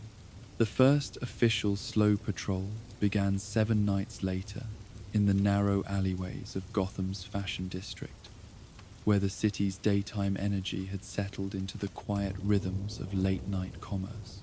Barry arrived early, having spent the intervening week practicing the techniques Batman had taught him, learning to consciously shift between super-speed operation and human tempo awareness. "How do you feel?" Batman asked, as they began walking through streets that Barry could normally traverse in microseconds. "Vulnerable," Barry admitted, his word choice revealing how profoundly the experience was affecting him. "Every step takes conscious effort. Every sound requires deliberate attention. Every moment demands that I actually be present, instead of mentally racing ahead to the next crisis." They walked in silence for several blocks, Barry learning to match Batman's measured pace rather than his own instinct to cover ground as quickly as possible. The exercise was clearly challenging. Barry's entire body language suggested someone fighting against natural impulses, but also clearly valuable. "Tell me about the people we're passing," Batman said, drawing Barry's attention to the individuals they encountered during their slow progress through the city. Barry forced himself to focus on each person they passed: a late-shift worker heading home, looking forward to seeing his family but dreading the bills waiting on his kitchen table; a young woman walking her dog, her attention divided between the animal's needs and her own worries about a job interview scheduled for the morning; an elderly man sitting on a bench, not waiting for anything in particular, but simply enjoying the city's quieter rhythms. "I can see their individual stories," Barry said, his voice filled with wonder at this rediscovered ability. "Not just their immediate safety or danger, but their hopes and fears, and small daily struggles. When I move at super speed, they become blur of motion and basic categories: civilian, potential victim, obstacle to avoid. At human speed, they're people with complex inner lives." Batman recognized that Barry was rediscovering empathy that had been eroded by the practical demands of super speed heroics. when every second counted and disasters could unfold in microseconds. There was no time for nuanced understanding of the people being protected, but heroism that lacked empathetic connection risked becoming mechanical rather than compassionate. "How does it change your perspective on protection?" Batman asked. Barry considered the question as they continued their slow patrol, his enhanced senses operating at human levels for the first time in years. "When I rescue people at super speed, I'm focused on physical safety, getting them away from danger, preventing injury, solving the immediate crisis. But people need more than physical protection. They need to feel understood, to have their fears acknowledged, to know that someone cares about their emotional well-being as well as their survival." The insight was profound and troubling.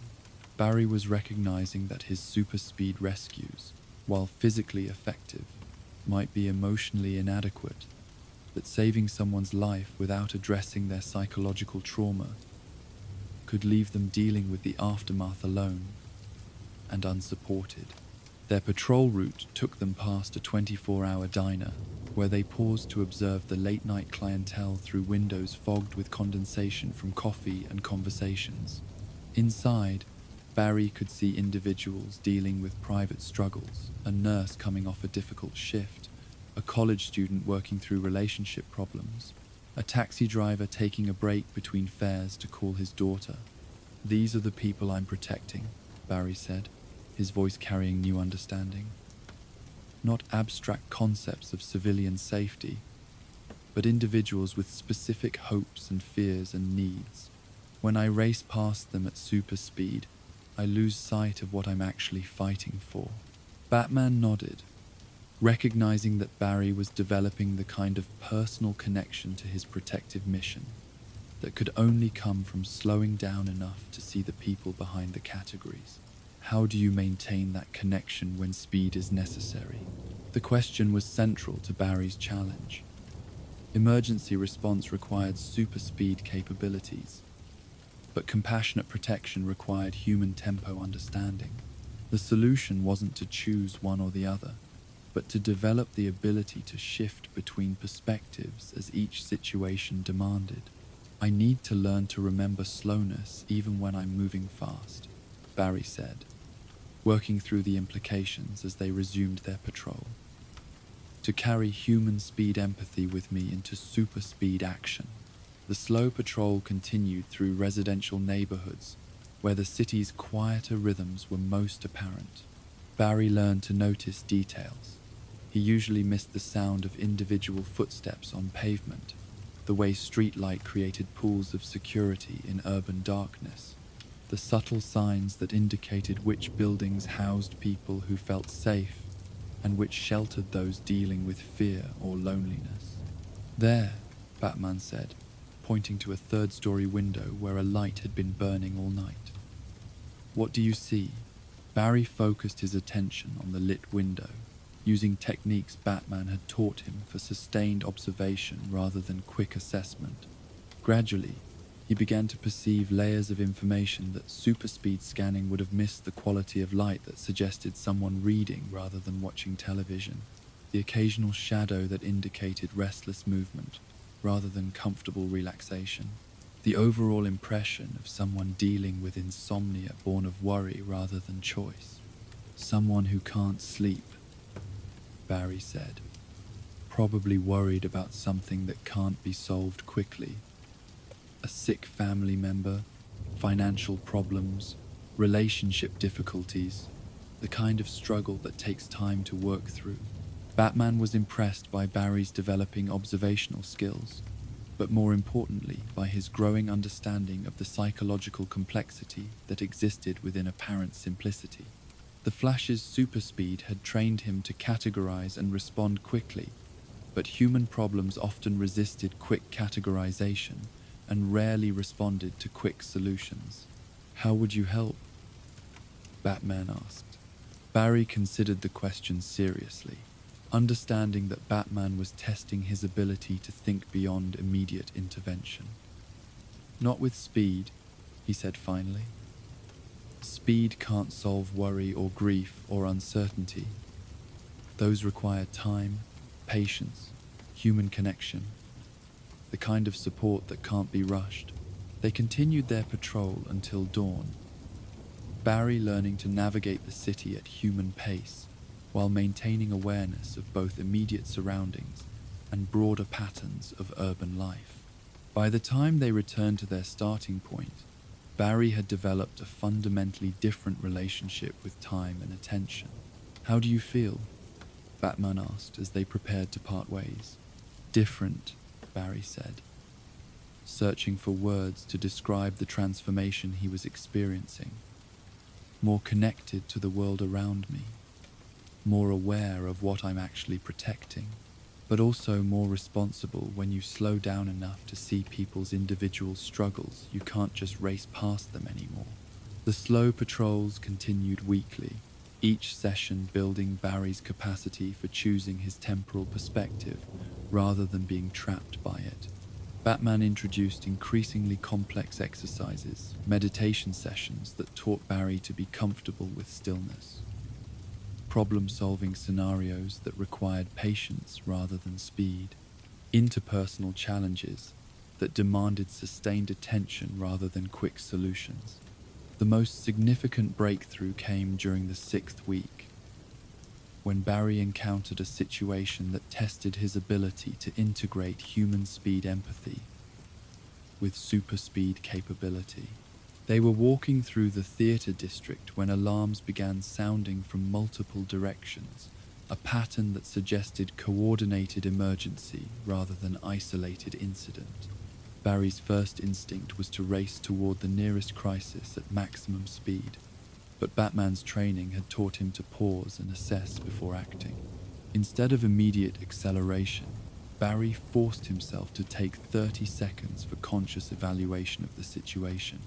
Multiple fires, synchronized timing, civilian evacuations already in progress, Barry said, his enhanced senses operating at human speed to gather information rather than racing ahead to immediate response. "The emergencies are real, but the pattern suggests they're meant to overwhelm first responders." Batman nodded, recognizing that Barry's pause for assessment had prevented him from rushing into what might be a trap designed to exploit his usual quick response patterns. "What's your approach?" Barry considered his options, drawing on both his super speed capabilities and his developing understanding of human tempo wisdom. "Coordinate with existing emergency response rather than replacing it. Use speed for evacuation assistance, but human pace for victim interaction. Focus on supporting the system rather than bypassing it." The approach proved highly effective. Barry used his super speed to assist with evacuations and emergency transport, but he slowed to human tempo for every interaction with victims, witnesses, and emergency personnel. Instead of being a blur of efficient rescue, he became a supportive presence who combined extraordinary capability with ordinary human understanding. The psychological impact was immediately apparent. Victims who might normally have been left in shock by rapid-fire rescue operations instead felt supported and understood. Emergency personnel who usually had to work around super-speed intervention found themselves with a partner who enhanced their capabilities rather than making them irrelevant. "You're different tonight," one of the fire chiefs told Barry during a brief break in the operations. "Usually when heroes show up, we feel like we're in the way. Tonight, it feels like we're working together." Barry understood that the chief was responding to his new approach using super speed as a tool in service of human-centered heroics, rather than as a replacement for human connection and community response. The slow patrol training had taught him to be a teammate rather than a solo operator, a supporter rather than a substitution. The emergency response continued for several hours, giving Barry extensive opportunity to practice integrating different temporal perspectives within active heroic work. By the time the last fire was extinguished and the final victim transported to medical care, Barry had demonstrated to himself that human speed empathy and super speed capability could work together rather than competing for priority. "How do you feel about the night's work?"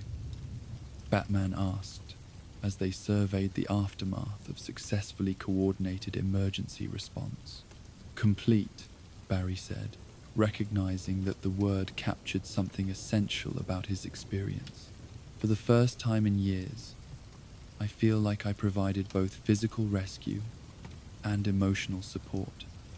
I wasn't just solving the immediate crisis, I was helping people process and recover from their experience."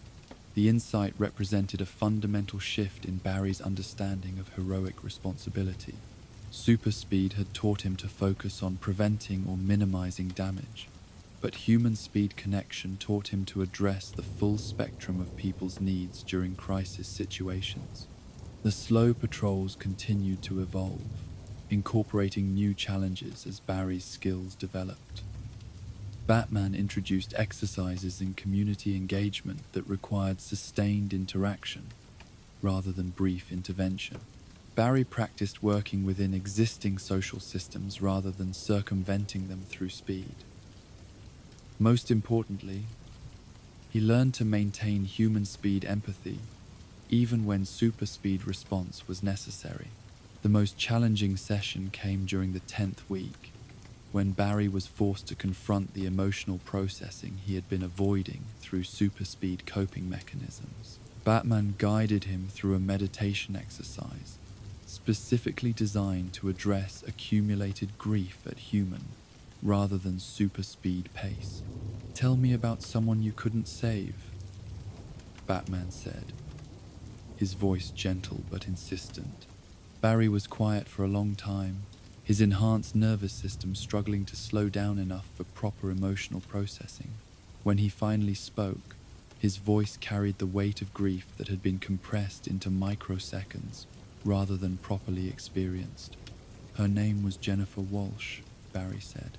8 years old, caught in a building collapse in Central City. "I got there in time, could have saved her easily, but I was processing the scene at super speed, categorizing victims by probability of survival, prioritizing based on efficiency calculations. By the time I realized she was still alive under the debris, it was too late." Batman understood that Barry was describing not just a rescue failure, but an emotional processing failure. His super speed assessment had filtered out information that might have saved Jennifer's life, but his super speed emotional processing had prevented him from properly grieving her death and learning from the experience. "How does it feel to process that loss at human speed?" Batman asked. Barry struggled with the question, his entire system resisting the sustained emotional experience that human speed processing required. "Overwhelming," he said finally.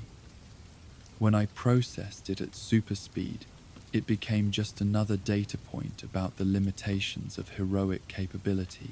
At human speed, it's about a specific child who died because I made the wrong choices." The grief was clearly painful, but Batman recognized that Barry's willingness to experience it fully was essential for both psychological health and improved heroic judgment.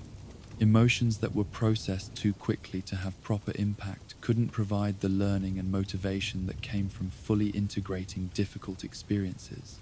They worked through several similar exercises.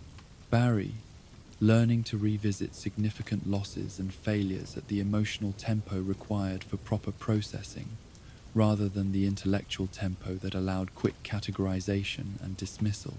Each session was difficult, but each also provided insights that improved Barry's understanding of both his capabilities and his responsibilities.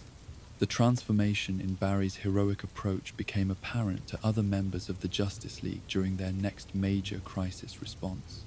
Instead of racing ahead to handle everything independently, Barry coordinated with team members, combined super speed capability with sustained communication, and made time for follow-up support with victims rather than moving immediately to the next emergency. Flash is different lately. Green Lantern observed during their post-mission debriefing. More collaborative, more focused on long-term outcomes, rather than just immediate solutions. Superman nodded, recognizing changes that paralleled his own development through the rooftop sessions with Batman. He seems more present, more connected to the people we're protecting rather than just the problems we're solving. Batman understood that Barry's transformation represented successful integration of super speed capabilities with human speed wisdom. The slow patrols had taught Barry not to abandon his extraordinary abilities, but to use them in service of human-centered heroics rather than as replacements for human connection and community engagement. The most significant test came during a crisis that specifically challenged Barry's new approach to heroic responsibility. A terrorist attack in Central City created multiple simultaneous emergencies that would normally require pure super-speed response bombs that needed defusing. Hostages who required rescue, civilians who needed evacuation, all within timeframes that measured in seconds rather than minutes. Barry's previous approach would have involved racing from crisis to crisis at maximum speed, handling each emergency as efficiently as possible before moving to the next. His new approach required finding ways to address all the emergencies while maintaining human speed connection with the people involved. Instead of working alone, Barry coordinated with local emergency services, using his super speed to enhance their capabilities rather than replacing them. He communicated continuously with hostages during rescue operations, providing emotional support even while working at superhuman tempo. Most importantly, he built in time for follow-up care, rather than considering his responsibility finished once immediate physical dangers were resolved. The approach proved more effective than his previous methods, not just in terms of lives saved, but in terms of psychological recovery for victims and community resilience in the aftermath of trauma. People who had been rescued by Barry reported feeling supported rather than simply extracted, understood rather than just protected. "The Flash didn't just save us," one hostage told news reporters afterward. "He made us feel like he cared about us as people, not just as problems to solve. Even when everything was happening so fast we could barely see him, we could feel that he was thinking about our fear and confusion, not just our physical safety." Barry understood that the slow patrol training had taught him to carry human speed empathy with him into super speed action, maintaining emotional connection even when physical response required maximum tempo. The integration represented not a compromise between speed and empathy, but a synthesis that made both more effective. The slow patrols continued through winter and into spring, evolving from remedial training to ongoing maintenance of Barry's psychological and heroic health. Other Justice League members occasionally joined sessions, learning techniques for maintaining human connection despite extraordinary capabilities. The weekly meetings became laboratories for exploring the relationship between power and empathy, capability and community engagement. But the most important development was Barry's growing understanding that heroism required not just extraordinary ability, but ordinary wisdom. The patience to listen, the courage to be vulnerable, the strength to sit with difficulty, rather than racing past it. The slow patrols had taught him that true speed sometimes meant knowing when to be still. On the first anniversary of his temporal displacement crisis, Barry met Batman on the same rooftop where their collaboration had begun. This time, Barry sat comfortably at the building's edge, no longer afraid of falling because he had learned to balance super speed capability with human tempo wisdom. "How do you feel about the year's work?" Batman asked. "Integrated," Barry said, recognizing that the word captured something essential about his development. "I can still move at super speed when physics demands it, but I can also choose to think and feel at human speed when empathy demands it. The displacement episode stopped because I learned to create that choice for myself." Batman nodded, understanding that Barry had achieved something more sophisticated than simply regaining control over his abilities. He had learned to use different temporal perspectives as tools, in service of more complete heroism rather than being trapped by any single approach to time and attention. The Justice League missions, your solo work in Central City, how has the training affected your approach? Barry considered the question while watching late-night traffic move through Gotham's streets below.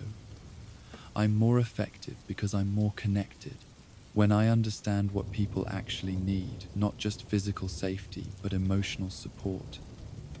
Not just immediate rescue, but long-term recovery. I can provide more complete protection. The insight represented the fundamental goal of the slow patrol training. Barry had learned that heroism wasn't just about capability, but about connection. That protection required understanding not just threats, but the full spectrum of human needs during crisis and recovery. Will you continue the patrols? Batman asked. Always, Barry replied, understanding that the weekly sessions had become essential maintenance for his psychological health and heroic effectiveness. Some appointments with slowness are too important to miss, no matter how fast you can run. As they prepared to return to their separate cities and responsibilities, Barry found himself looking forward to the following week's patrol rather than counting the minutes until it ended. The slow patrols had taught him that presence wasn't the enemy of speed, but its foundation. That some forms of heroism required not racing toward the future, but being fully engaged with the present moment. The temporal displacement that had once terrified him had become a gift-forced slowness that taught him to choose mindful attention, involuntary presence that showed him the value of voluntary stillness. Barry had learned to exist comfortably in any temporal perspective his heroic work required, but more importantly, he had learned that the choice between speed and slowness was often a false dilemma.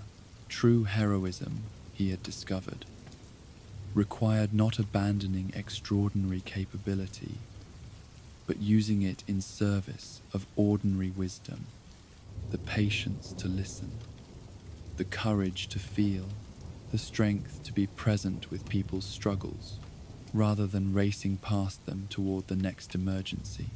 The slow patrols would continue, weekly reminders that some of life's most important work happened not in the spaces between seconds, but in the deliberate choice to inhabit single moments fully, completely, with all the attention and empathy that human connection required. While the Flash learned to balance superhuman speed with human presence on Gotham's quietest streets, high above the city's light pollution, another hero floated among the stars carrying burdens no earthbound soul could imagine. In the cosmic darkness where destroyed civilizations left only whispers of light visible to those who wielded the emotional spectrum, Green Lantern mapped memorials to worlds that existed now only in the space between heartbeats and the weight of infinite loss. Join us for stargazing duty. The smog that perpetually shrouded Gotham City served an unexpected purpose in the early hours before dawn, when the urban haze created a barrier between the restless energy of the streets below and the infinite darkness that stretched beyond Earth's atmosphere. It was in this liminal space, suspended between the city's concerns and the cosmos's indifference, that Hal Jordan found himself most nights, floating in a construct bubble high enough to escape the worst of the light pollution, but low enough to maintain some connection to the world he had sworn to protect.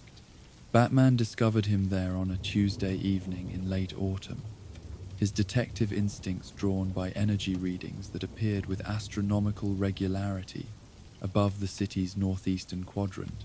From street level, the readings might have been dismissed as atmospheric anomalies or commercial aircraft, but Bruce Wayne's resources included monitoring equipment sophisticated enough to distinguish between mundane electromagnetic phenomena and the distinctive signatures of Green Lantern constructs. What Batman found defied his initial expectations. Instead of patrol activity or threat assessment, Hal Jordan was engaged in what appeared to be cartographic work, creating detailed three-dimensional star charts that bore no resemblance to any astronomical database in Batman's extensive files. The constructs showed star systems, nebulae, and galactic formations, but their positions and compositions suggested regions of space that had never been documented by Earth's scientific instruments. Hal worked with methodical precision, his ring's energy creating layers of celestial architecture that built upon each other like components of an impossibly complex blueprint. Each point of light was positioned with mathematical accuracy, each formation detailed with the kind of intimate knowledge that could only come from direct observation. But the most disturbing aspect of Hal's work was the emotional resonance that emanated from each construct, not the focused determination Batman expected from technical work, but waves of grief so profound they seemed to bend space around them. "These aren't navigation charts," Batman observed, his voice carrying across the space between his grappling line's anchor point and Hal's energy bubble.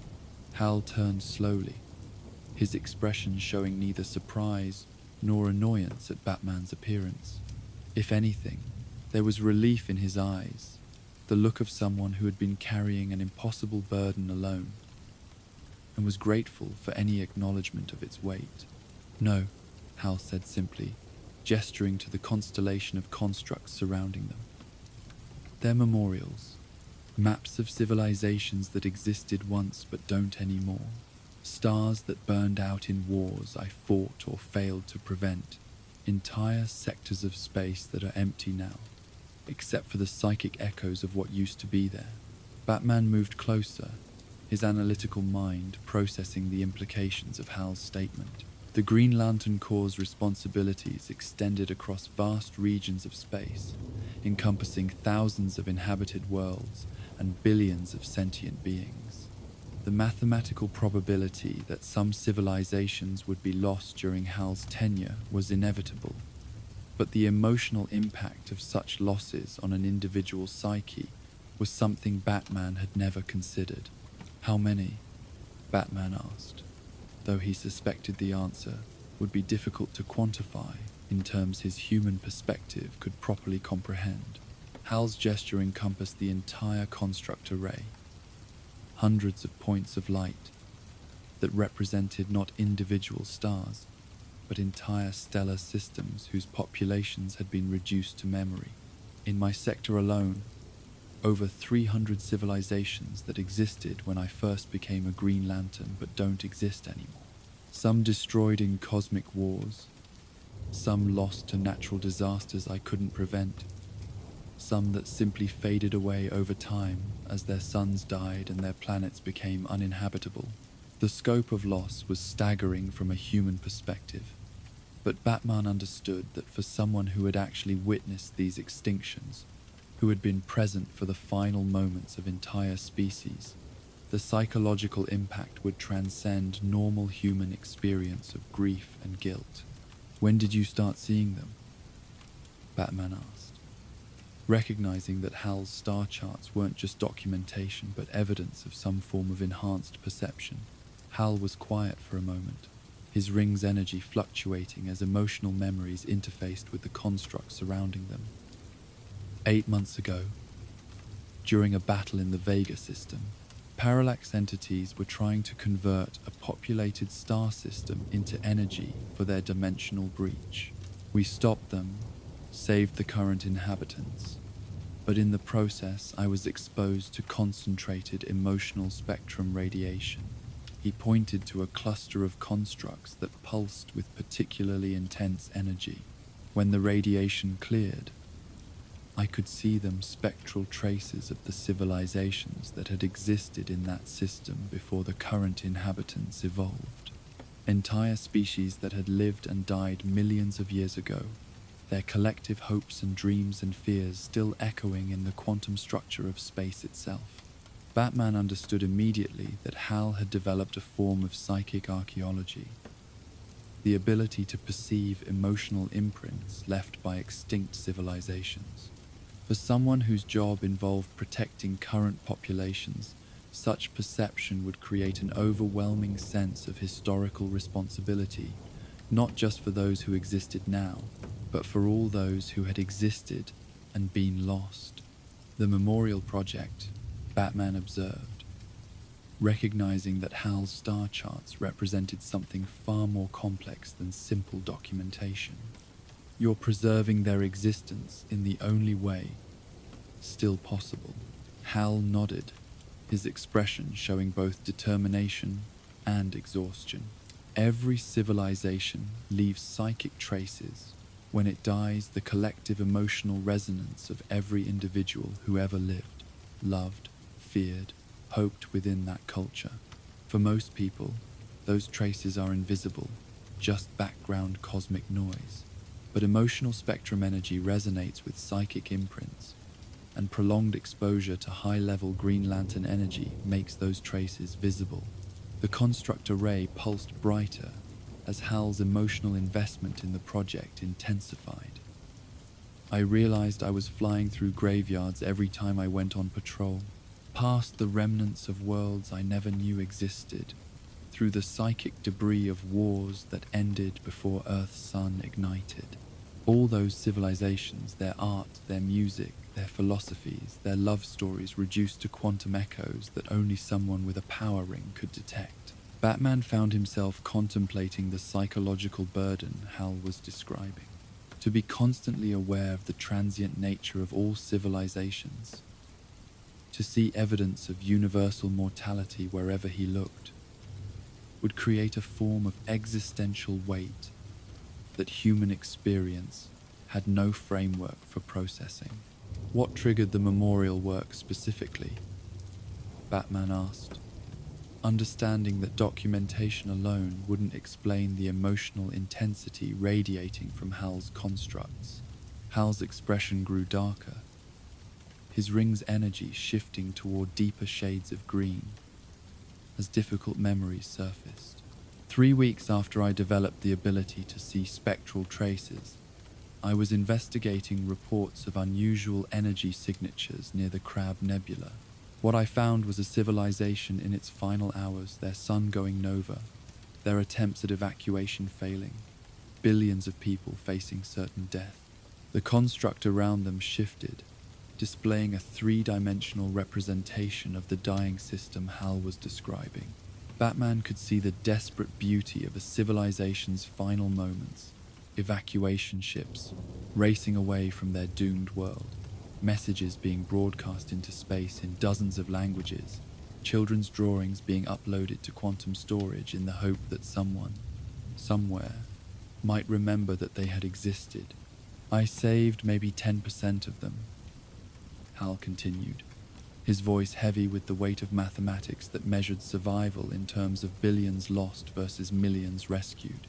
Got the evacuation ships to safety, found them a new world, helped them establish refugee colonies.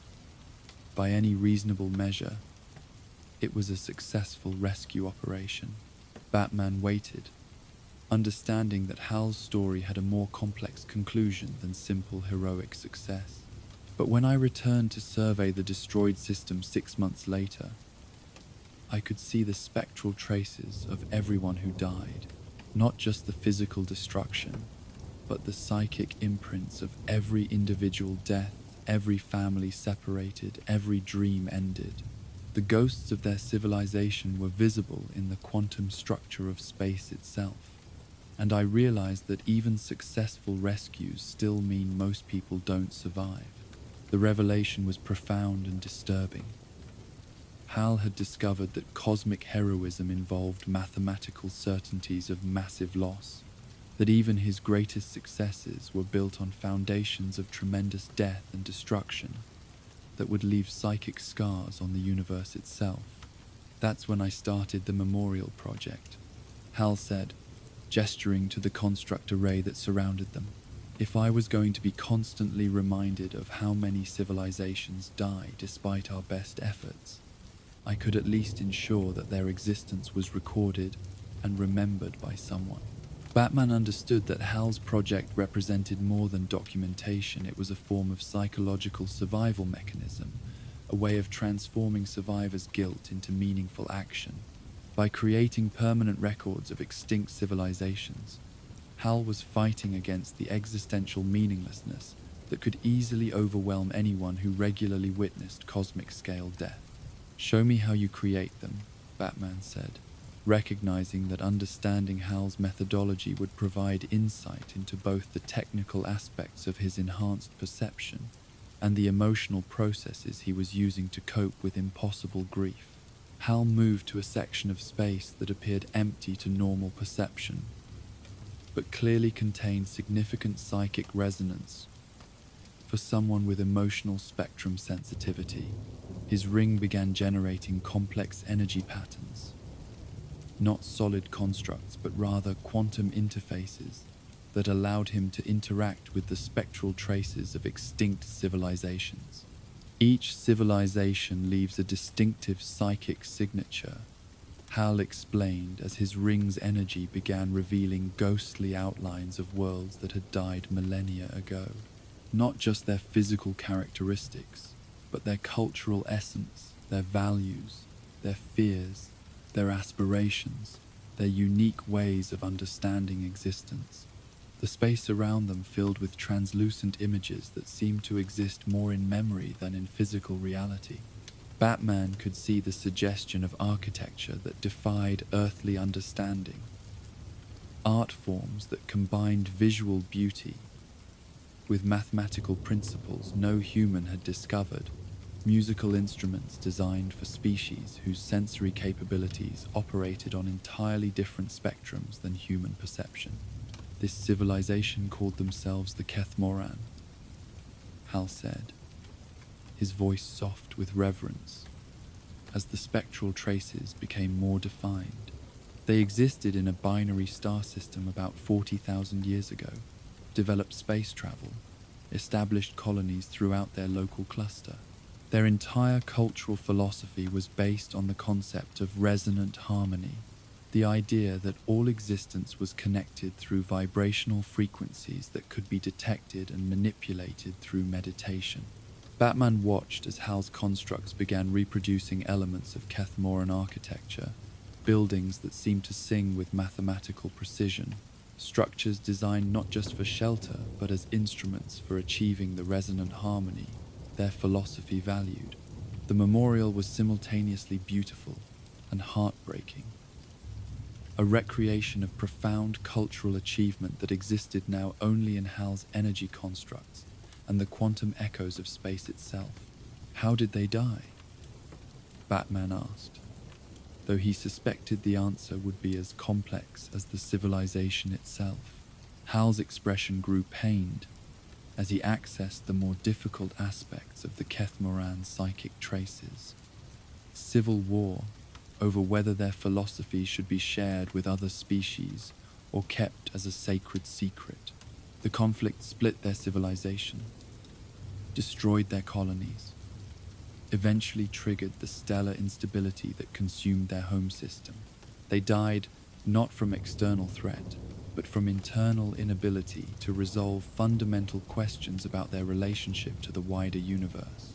The parallel to human conflicts was unmistakable, and Batman understood that Hal was finding in these extinct civilizations reflections of problems that plagued all sentient species. The Memorial Project wasn't just about preserving the past. It was about learning from patterns that repeated across different species and time periods. Each memorial teaches me something about the challenges facing current civilizations, Hal continued, moving to another section of space where different psychic traces awaited documentation. The Kethmoran showed me that even philosophical sophistication doesn't guarantee survival if it can't bridge fundamental ideological differences. The Vithari over there demonstrated that technological advancement without emotional wisdom leads to self-destruction. The Nalhedrin taught me that species can die from success just as easily as from failure if they lose sight of what made their achievements meaningful. Batman realized that Hal had developed a form of cosmic archaeology that served multiple purposes, preserving extinct civilizations, processing his own grief over losses he couldn't prevent, and gathering wisdom that might help protect current populations from repeating historical mistakes. "How many hours do you spend on this work?" Batman asked, recognizing that the level of detail in Hal's memorials would require enormous time investment. Hal's expression showed both dedication and exhaustion. "Every night when I'm on Earth, 4 to 6 hours usually, depending on how complex the spectral traces are and how much detail I can recover from their psychic imprints.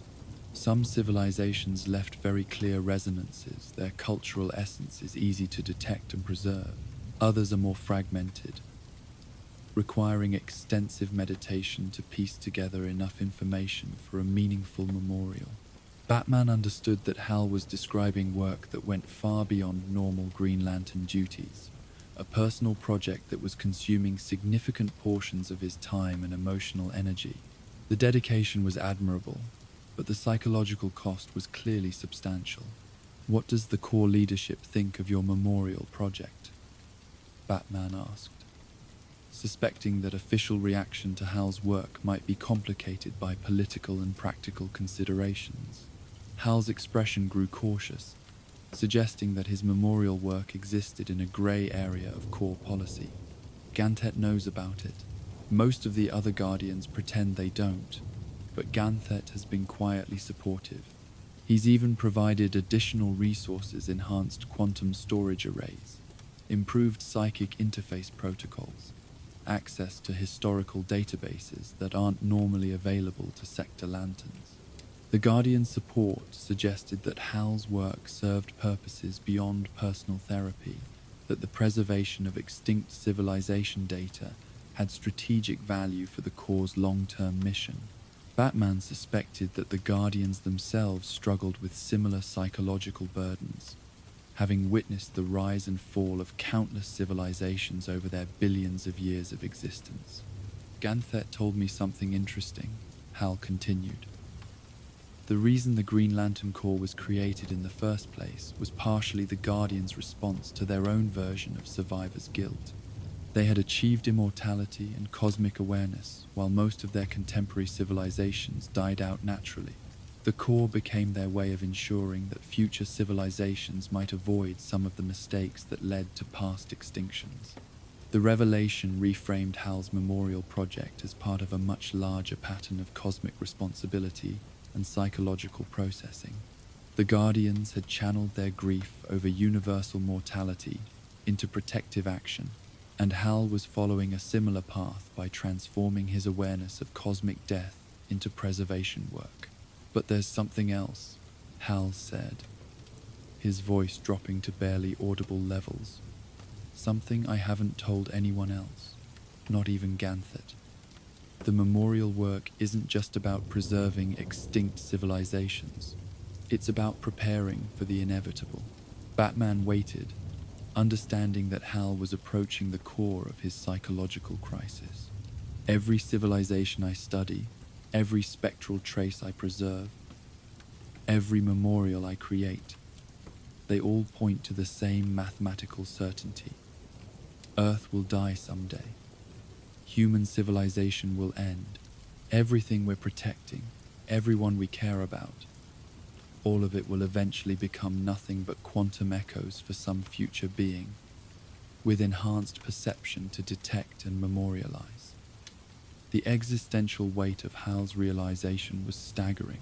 He had achieved a perspective on universal mortality that made all heroic actions seem simultaneously essential and futile essential, because current lives had immediate meaning, futile because all current lives would eventually join the spectral traces of extinct civilizations. "How do you maintain hope?" Batman asked, recognizing that Hal had reached the kind of philosophical crisis that could either destroy someone or transform them into something more resilient than normal human psychology could achieve. Hal was quiet for a long time, his ring's energy fluctuating as he struggled to articulate insights that existed at the boundaries of human language. "The memorial work itself is the answer," he said finally. "Every extinct civilization I study existed for millions of years, created beauty and meaning and love, contributed something unique to the universe's development. Their death doesn't negate the reality of their existence." He gestured to the construct array surrounding them. Hundreds of memorials to civilizations that had lived and died across cosmic time. "When I preserve their stories, when I document their achievements and wisdom and even their mistakes, I'm proving that existence matters even if it's temporary." The Kethmaran lived, loved, created profound beauty, and struggled with important questions. The fact that they're extinct doesn't make their existence meaningless, it makes the meaning they created even more precious. Batman found himself profoundly moved by Hal's philosophical resolution. Instead of being paralyzed by awareness of universal mortality, Hal had found a way to use that awareness to increase his appreciation for temporary existence and his commitment to preserving the meaning created by finite beings. "The Earth will die someday," Hal continued, his voice gaining strength as he articulated his hard-won wisdom. "Human civilization will end, but that doesn't make our current choices irrelevant. It makes them the only thing that ultimately matters. We're not trying to achieve permanent victory over entropy. We're trying to create meaning and beauty and love while existence is possible, knowing that the meaning we create will resonate through the quantum structure of reality long after our physical forms are gone." The insight represented a sophisticated resolution to existential crisis, a way of embracing both the reality of universal death and the significance of temporary existence. Hal had learned to see cosmic mortality not as negation of meaning, but as the foundation that made meaning possible. "Will you show me how to see them?" Batman asked, understanding that Hal's enhanced perception might be learnable rather than dependent solely on Green Lantern ring exposure. Hal's expression showed both eagerness and caution. "The techniques are meditative rather than technological. Ring energy can enhance sensitivity to psychic traces, but the basic ability to perceive spectral resonances can be developed through mental discipline rather than power enhancement." Over the following hours, as Gotham slowly prepared for dawn, Hal began teaching Batman techniques for perceiving the psychic traces that surrounded Earth itself, not the quantum echoes of extinct civilizations, which required enhanced sensitivity to detect, but the emotional resonances left by human historical events, the accumulated psychic weight of everything that had ever happened in the city below. Batman's training in various meditative traditions proved helpful for adapting to Hal's techniques. By shifting his awareness to focus on emotional resonances rather than physical stimuli, he began to perceive layers of history that existed alongside but separate from Gotham's visible reality. The experience was overwhelming. At first, waves of psychic impression from centuries of human experience, the accumulated emotional weight of every tragedy and triumph that had occurred in the city's geographic area. Batman could sense the spectral traces of indigenous civilizations that had existed before European colonization, the psychic residue of countless individual lives lived and lost within the urban landscape, the emotional echoes of every significant event that had shaped the city's development. "It's not just about the dead," Batman realized, his perception expanding to encompass the full spectrum of psychic resonance that surrounded human habitation. The living create psychic traces, two layers of emotional experience that accumulate over time and create the psychological atmosphere of place. Hal nodded, recognizing that Batman was grasping the broader implications of enhanced psychic perception. Every location carries the emotional history of everything that's happened there. Some places feel haunted not because of supernatural phenomena, but because of accumulated psychic weight. Others feel peaceful because they've been sites of healing and reconciliation more often than conflict and trauma. The insight had immediate practical applications for Batman's work in Gotham. Understanding the city's psychic geography could help him identify locations where intervention was most needed, areas where accumulated trauma required active healing, rather than just crime prevention. But more importantly, the expanded perception provided Batman with a deeper understanding of his own mission's significance. Gotham's psychic atmosphere was shaped by everything that happened within its boundaries, which meant that every act of heroism, every moment of compassion, every choice to protect rather than harm contributed to the emotional resonance that would influence future generations.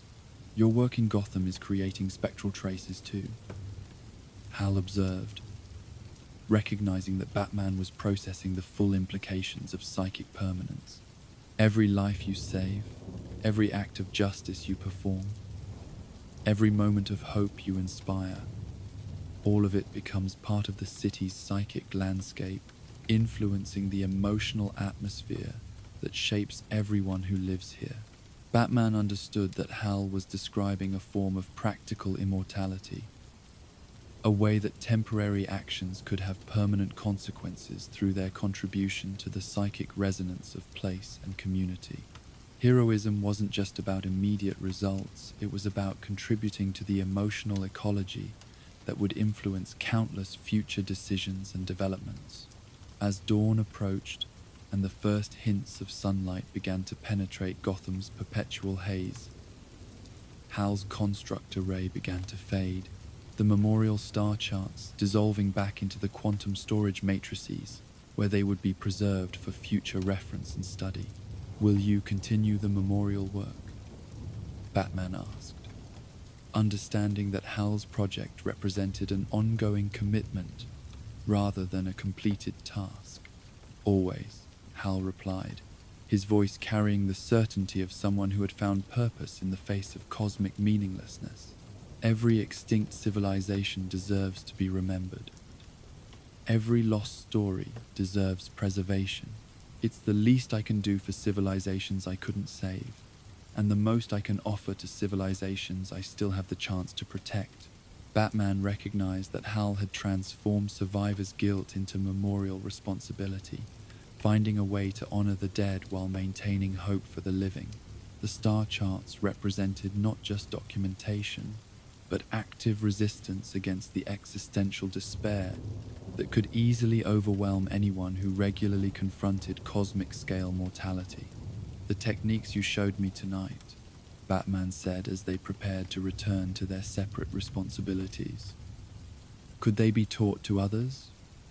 Could other heroes benefit from understanding the psychic dimensions of their protective work?" Hal considered the question seriously, understanding that Batman was asking about the broader applicability of insights gained through memorial work and enhanced perception. "Some could handle it," he said finally.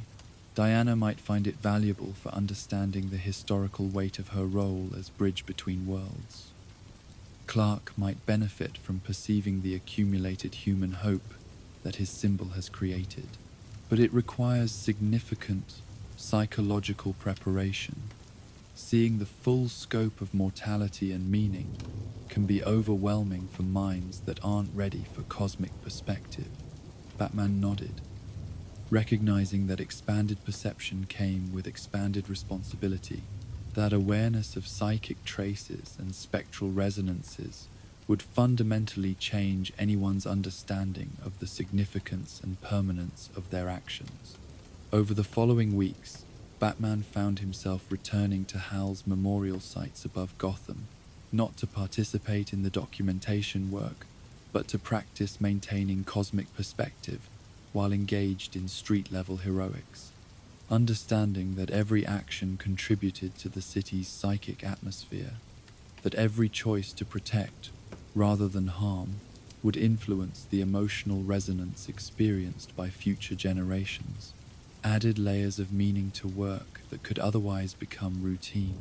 The perspective proved particularly valuable during difficult cases, where immediate results were limited, but long-term influence was significant.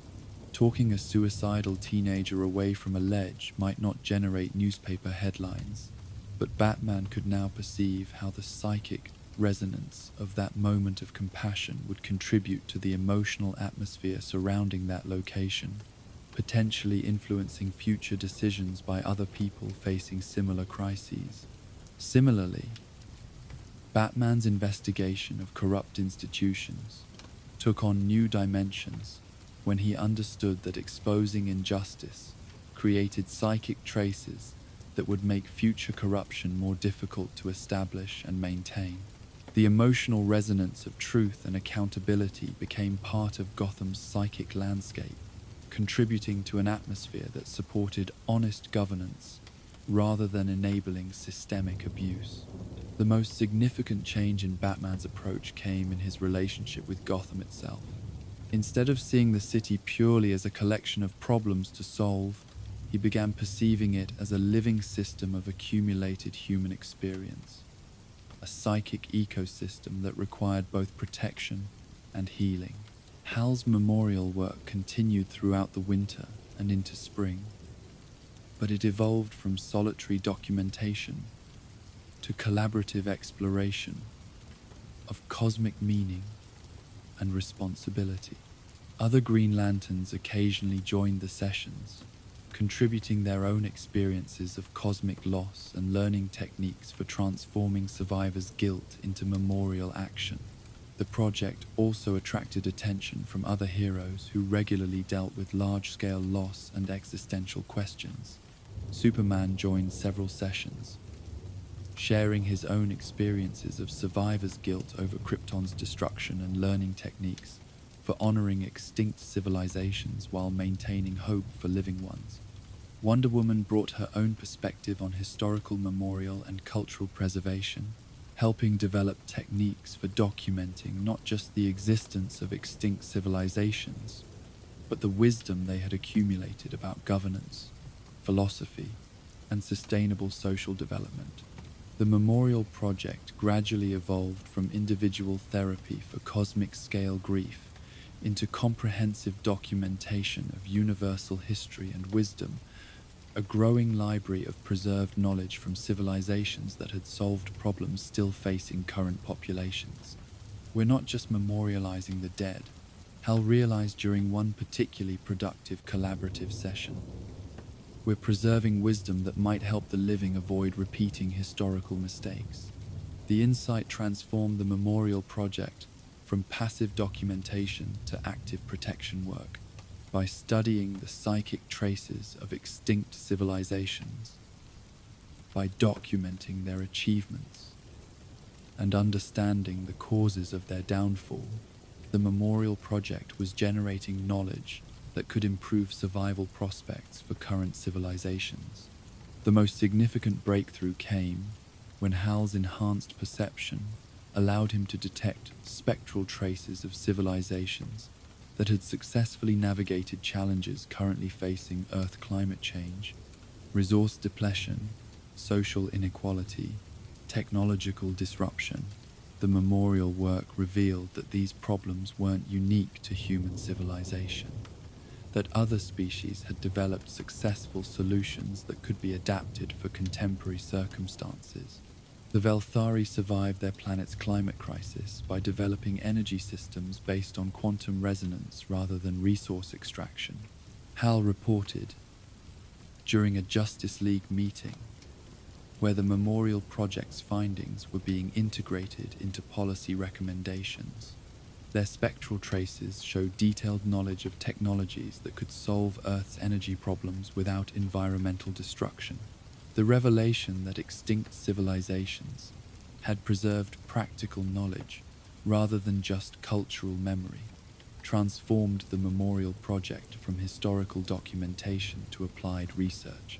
The psychic traces that Hal could perceive contained not just stories but solutions, not just beauty, but blueprints for addressing contemporary challenges. Batman found himself increasingly involved in translating Hal's cosmic discoveries into Earth-scale applications, using Wayne Foundation resources to develop technologies based on principles preserved in the spectral traces of extinct civilizations. Solar energy systems inspired by species that had learned to harness stellar radiation without environmental impact. Social governance models based on civilizations that had successfully balanced individual freedom with collective responsibility. The work represented a unique form of heroism, saving current civilizations, not through direct intervention, but through preserving and applying the wisdom of past civilizations that had successfully navigated similar challenges. On the first anniversary of Hal's crisis of cosmic perspective, he and Batman met again in the space above Gotham, where the Memorial Project had begun. The construct array had grown significantly, now encompassing hundreds of documented civilizations and thousands of preserved cultural artifacts, technological innovations, and philosophical insights. "How do you feel about the year's work?" Batman asked, recognizing that Hal had transformed existential crisis into meaningful action. "Complete," Hal said, gesturing to the memorial array that surrounded them. "Not finished. This work will continue, as long as I can perceive spectral traces and create constructs to preserve them, but complete in the sense that I found a way to honor the dead while serving the living, to acknowledge universal mortality while maintaining hope for temporary existence." Batman understood that Hal had achieved something more sophisticated than simple psychological recovery. He had integrated cosmic perspective with heroic action, finding ways to use awareness of universal death as motivation for universal protection, rather than allowing it to create despair or paralysis. The other Lanterns, the Justice League members who've participated, how has the work affected them? Hal considered the question while adjusting energy flows to several memorial constructs that required maintenance. Different for everyone, but generally positive.